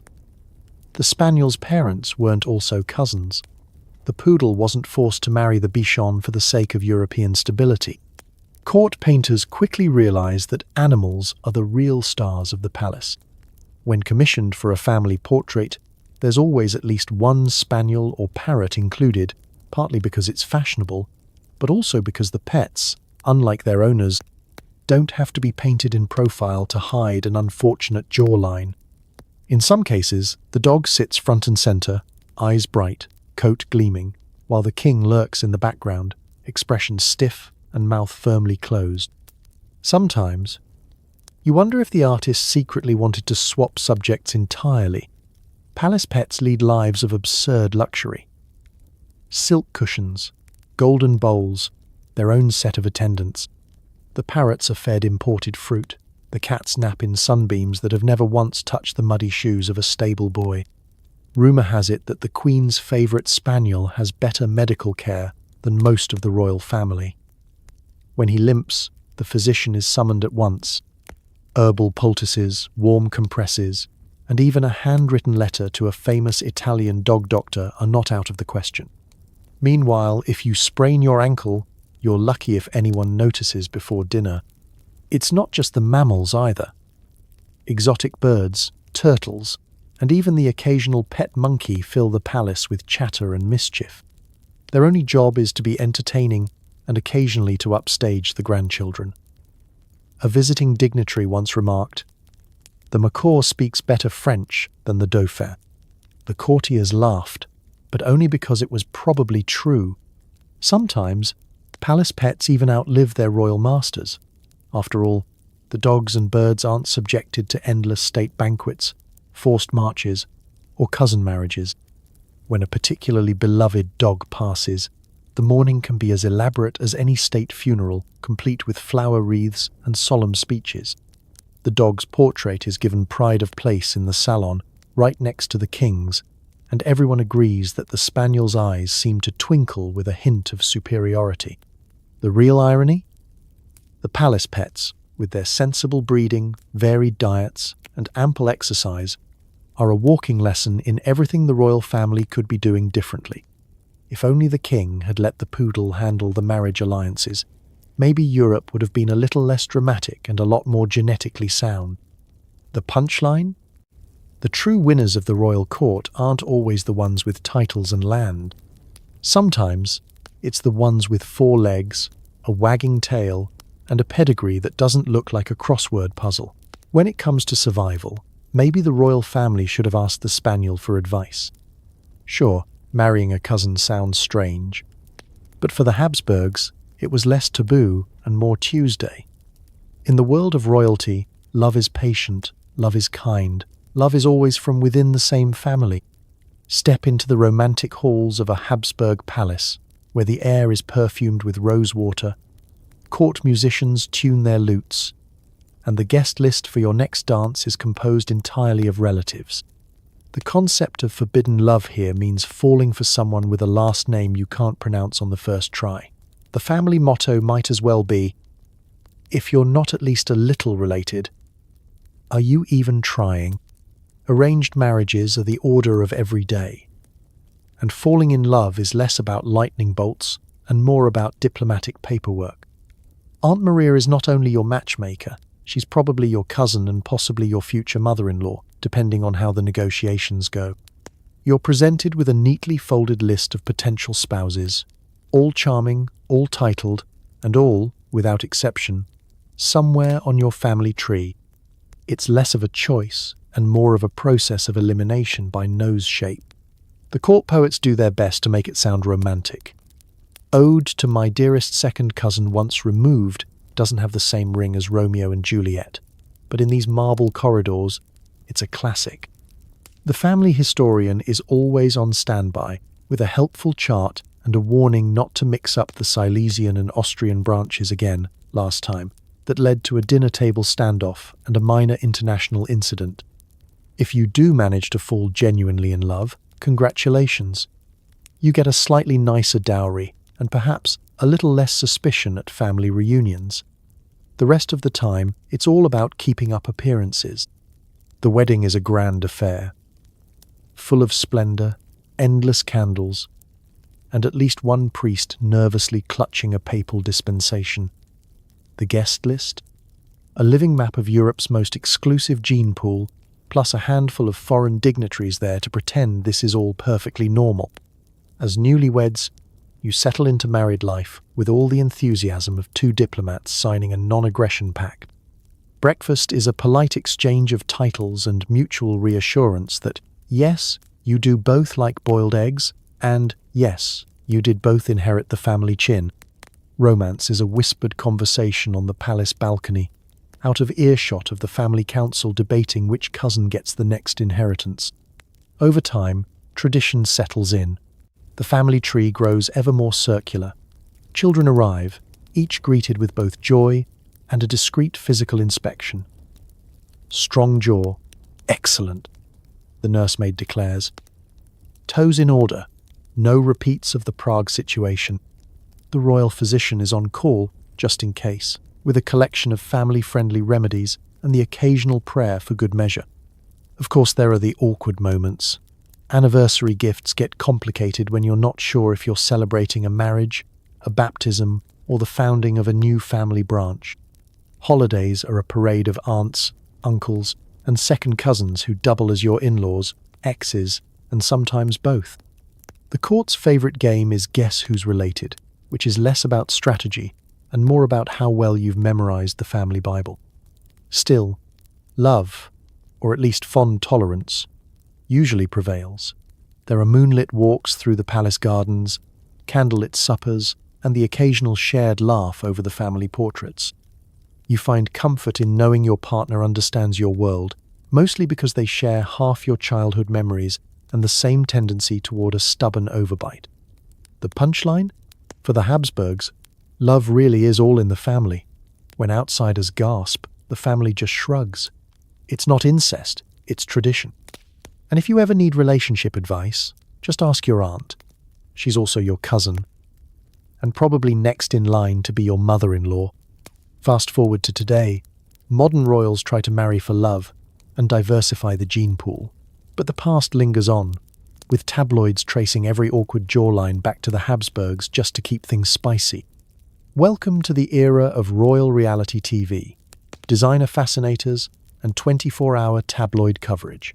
The Windsor family Christmas card now features not just horses and corgis, but a sprawling, photogenic brood of royals whose ancestry now spans at least 3 continents and a handful of regular folk with absolutely no claim to a duchy. The public is comforted.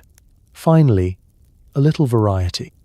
Surely, after centuries of intermarrying, the genetic ghosts have been put to rest, or at least sent to a quieter wing of the palace.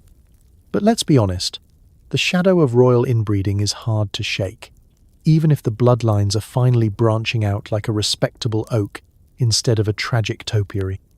Every engagement is celebrated not just for the romance, but for the new surnames, backgrounds, and dental records it brings into the family. Yet, lurking behind every royal wedding headline, a journalist somewhere is busy Googling, is Prince George's smile actually just Habsburg light? Genetics may be more than a passing hobby in the modern palace. The family genealogy is now a glossy coffee table book, and the Windsor medical files rival the British Library for sheer volume. DNA testing is all the rage, and every distant cousin with a hint of Windsor blood is signing up for 23andMe, hoping to connect themselves to royalty or, failing that, just to explain their oddly shaped toes. Meanwhile, the family's physicians sigh with relief every time a new baby is born with a jaw that sits firmly within normal range. Still, the pressures haven't vanished, they've just been repackaged. Instead of marrying your cousin for a treaty, you marry your university sweetheart after a 10-year courtship, an Instagram-worthy engagement, and at least 6 months of family vetting. The old anxieties remain. Will the children be photogenic? Will the marriage last? Will the new in-laws know which fork to use at dinner? The difference is, now the world is watching, and every smile, wink, and wardrobe malfunction is instantly trending online. The royal gene pool is now diluted with a healthy dose of common sense and common stock, but history clings with a tenacity that would impress even the most stubborn Habsburg. For every headline about modern monarchy, there's a sidebar about unmistakable resemblance or a clickbait article titled 10 Royals Who Could Be Twins with Their Own Ancestors. You can try to run from a centuries-old jawline, but you can't hide when there's a 4K close-up and a million Twitter users on the case. It's not just about looks either. The Windsors have inherited a proud tradition of ailments, allergies, and peculiarities. Every public feint, dietary quirk, or odd gesture is dissected for clues. Is this the return of the Bourbon Blues? Did someone spot a Habsburg chin at Wimbledon? Even the family's official biographers sometimes joke that the real royal legacy is learning to smile, wave, and avoid marrying a second cousin at the same time. Yet, there's progress. The next generation of royals are athletes, philanthropists, and university graduates. They ride bicycles instead of carriages, attend public schools, and occasionally even hold down real jobs. The gene pool, while not a geneticist's dream, is at least deeper than a teacup. The palace Christmas photo features kids with normal chins, strong teeth, and, most importantly, the ability to recognize their spouse from outside the family reunion. The punchline? The monarchy endures, not because it's flawless, but because it finally learned, sort of, to invite new guests to the table. The ghost of the Habsburg jaw still lurks in the background, waiting for the next close-up. But now there's hope that the only thing truly hereditary is the royal ability to keep calm and carry on. And maybe, just maybe, a chin that fits on a single postage stamp. It took revolutions, scandals, and some spectacularly disastrous weddings, but eventually, even the royals realized the family tree needed a few new branches. The end result? Fewer hemophiliacs, more awkward family Christmas cards, and the occasional ginger prince. Let's take a final stroll through the echoing marble halls of European royalty, where portraits of look-alike ancestors stare down at you, jaws squared and eyes full of misplaced confidence. For centuries, royal matchmaking was less about love and more about logistics, alliances, property, treaties, and keeping those valuable thrones within the ever-tightening circle. Marrying a stranger, especially one without a title, or, heaven forbid, a new last name, was as unthinkable as skipping dessert. But as the centuries rolled on, the costs began to outweigh the benefits. The royal gene pool wasn't just shallow, it was evaporating. Scandals erupted with regularity. The Spanish Habsburgs stumbled toward extinction, famously ending with Charles II, a king whose family tree looked less like a network and more like a roundabout. Across the Channel, Queen Victoria's descendants unknowingly spread haemophilia through half the royal houses of Europe, earning the unfortunate nickname the royal disease. Meanwhile, every family portrait started to look suspiciously like a game of spot the difference. Then came revolution. While some crowned heads rolled, others simply rolled their eyes and started looking farther afield for suitable spouses. The French Revolution, in particular, made it abundantly clear that a bloodline wasn't much use if it ended up staining the cobblestones. The old logic of keep it in the family started to falter in the face of new political realities. Marrying a cousin suddenly seemed less like a tradition and more like a liability, especially when the people outside the palace gates were waving pitchforks. By the 19th and 20th centuries, change was not just in the air, it was in the seating arrangement at the royal wedding banquet. Monarchs began marrying for love, or at least for good press and an interesting family photo. Princesses wed naval officers, ballet dancers, and even Americans. The Windsors swapped out Saxe-Coburg-Gotha for Windsor, and with it, embraced a new tradition, marrying someone who didn't share your jawline, shoe size, and penchant for gout. The results were instant and occasionally hilarious.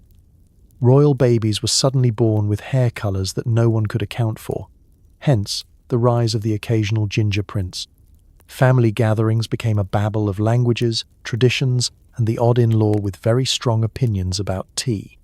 The Christmas card went from a gallery of lookalikes to a jumble of new genes, cheekbones, and, occasionally, actual smiles. Medical benefits followed. The rates of haemophilia and other family illnesses declined. Dentists breathed a sigh of relief. The number of heirs who could walk up the palace steps without tripping doubled, then tripled. Even the court painters had an easier time, finally. Something new to paint besides yet another underbite. But old habits die hard. Even as the new blood flowed in, there was the occasional slip-up. A distant cousin from the other side of the continent. A half-remembered relation from a forgotten duchy. Still, the rule was clear: diversity or disaster. And while the tabloids still love to speculate about royal genetics, the odds of an heir with both a Habsburg chin and a Romanov limp are blessedly slim. The punchline? The end of royal inbreeding wasn't a single dramatic moment, but a slow dawning realization, helped along by science, scandal, and the odd revolution, that perhaps, just perhaps, it was time to add some new leaves to the family tree. Now, royal children play soccer, attend public schools, and, most importantly, grow up with a family album that actually requires a label maker. In the end, it took a few hundred years, several wars, and the courage to break tradition. But finally, the royal tree is branching out, and, for once, everyone seems just a little healthier. Behind every dynastic disaster is a grandmother with a family chart and a quill. Royal matchmakers are the true power brokers. Part genealogist, part social climber, part nosy neighbour who believe that love is overrated. and a third cousin is close enough. If you thought your grandma nagged you about settling down, just wait until she draws your wedding guest list with a compass. Let's peek behind the velvet curtains, where the true engines of royal matchmaking are hard at work.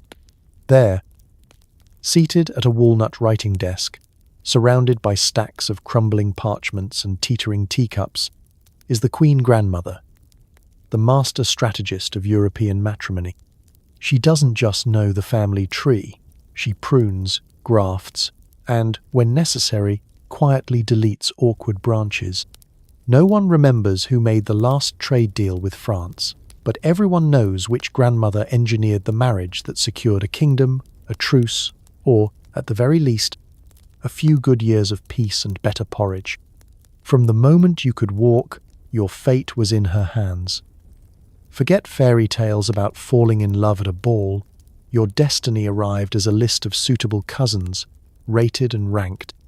This one has strong teeth, she'd say, tapping the parchment, and this one's from the line that never faints during tournaments. Compatibility is less about shared interests and more about shared great-grandfathers and the absence of troubling jawlines. Royal grandmothers are relentless. They are the original background checkers, personally vetting every eligible noble in the region, armed with questions like, is his father mad or just eccentric? And how many times did her mother sneeze during the christening? They host endless teas and formal dances, all with the goal of testing alliances, measuring potential, and, if all else fails, finding out which cousin has the best inheritance. Matchmaking isn't just a hobby, it's the family business. The grandmother's study is filled with color-coded charts, maps of potential alliances, and little notes scrawled in the margins. Do not marry into Bavaria, too many allergies. She's as skilled at subtle manipulation as any prime minister. A casual suggestion at breakfast. You and young Frederick seem to get along so well, becomes a public betrothal before you've finished your scone. The pressure is intense. Court gossip says the Queen Grandmother once orchestrated 3 royal engagements at a single masked ball without spilling her punch or misplacing a single lace handkerchief. If you think swiping right is stressful, try dodging a direct order from the woman who, technically, controls your allowance, your wardrobe, and your social calendar until you're married off and out of her parlour. The beauty of the royal grandma's strategy is her adaptability. New threat from Prussia? Suddenly, a proposal for a Prussian cousin appears. Spanish dowry looking tempting? Out comes the Spanish phrasebook and a basket of oranges at breakfast. If you ever dare to fall for someone outside the charted waters, she'll gently remind you that love is fleeting but land is forever. And besides, isn't that second cousin from Hanover looking handsomer by the day? It's not all cold calculation. Every now and then, the royal grandmother's eye for character turns out to be surprisingly accurate.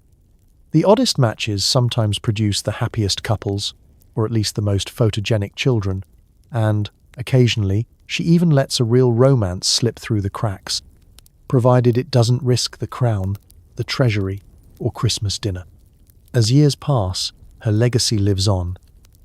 Every royal baby, every awkward family reunion, every sudden burst of diplomatic peace can usually be traced back to a grandmother's elegant, relentless plotting.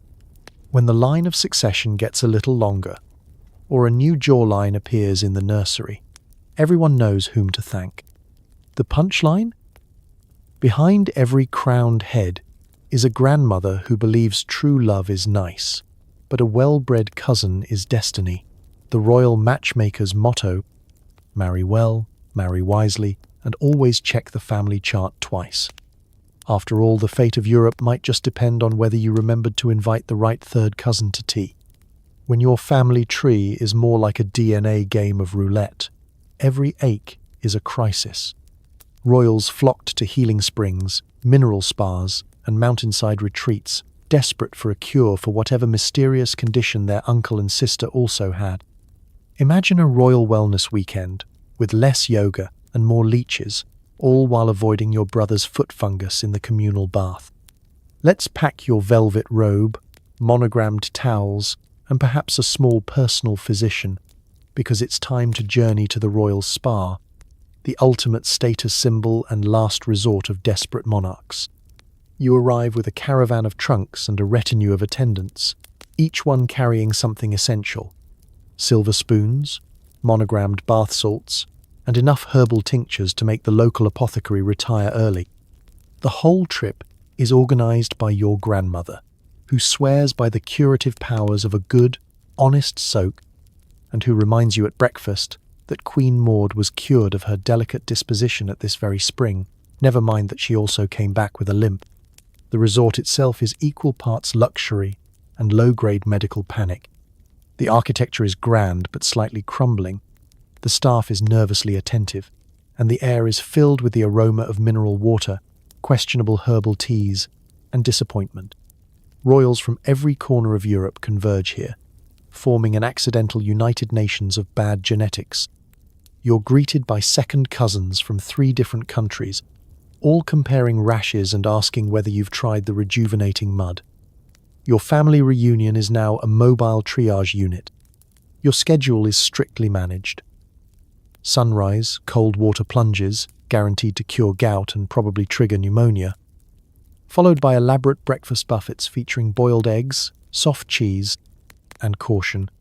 Afterward, it's on to the famous spring, where you sit with your ankles in lukewarm mineral water, pretending the smell is invigorating and not just sulfur.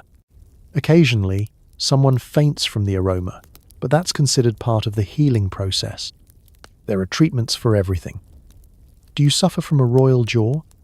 Try the hot compresses. Are your nerves frazzled from palace intrigue? A brisk mountain walk, accompanied by 2 nannies and an herbalist, will surely help. And if you're unlucky enough to have inherited the family rash, there's a special room with a poultice so potent it's banned in 3 duchies.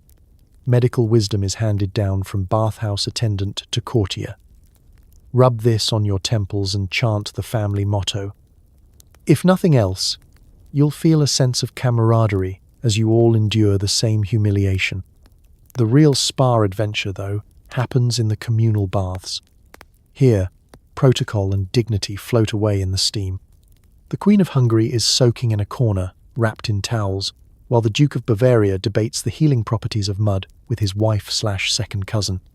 Footmen discreetly try to keep track of whose bunions belong to whom. You exchange polite conversation with an archduchess while both of you try not to make eye contact with your uncle's alarmingly blue toes. No amount of royal breeding prepares you for the trauma of shared spa sandals. Evenings are filled with spa concerts and mineral water tastings. There's always a physician on hand, offering dubious diagnoses and wildly optimistic prognoses. "You'll be cured in no time," he insists, before prescribing another day of hot springs and a diet of nothing but barley gruel and hope. The court apothecary hawks vials of miracle elixir, mostly lavender and wishful thinking. But perhaps the greatest healing comes from sheer distraction. Royal gossip, scandal, and the occasional spa romance liven up the proceedings. Everyone swaps stories of miraculous recoveries and subtle horror stories about last year's bathhouse mishap.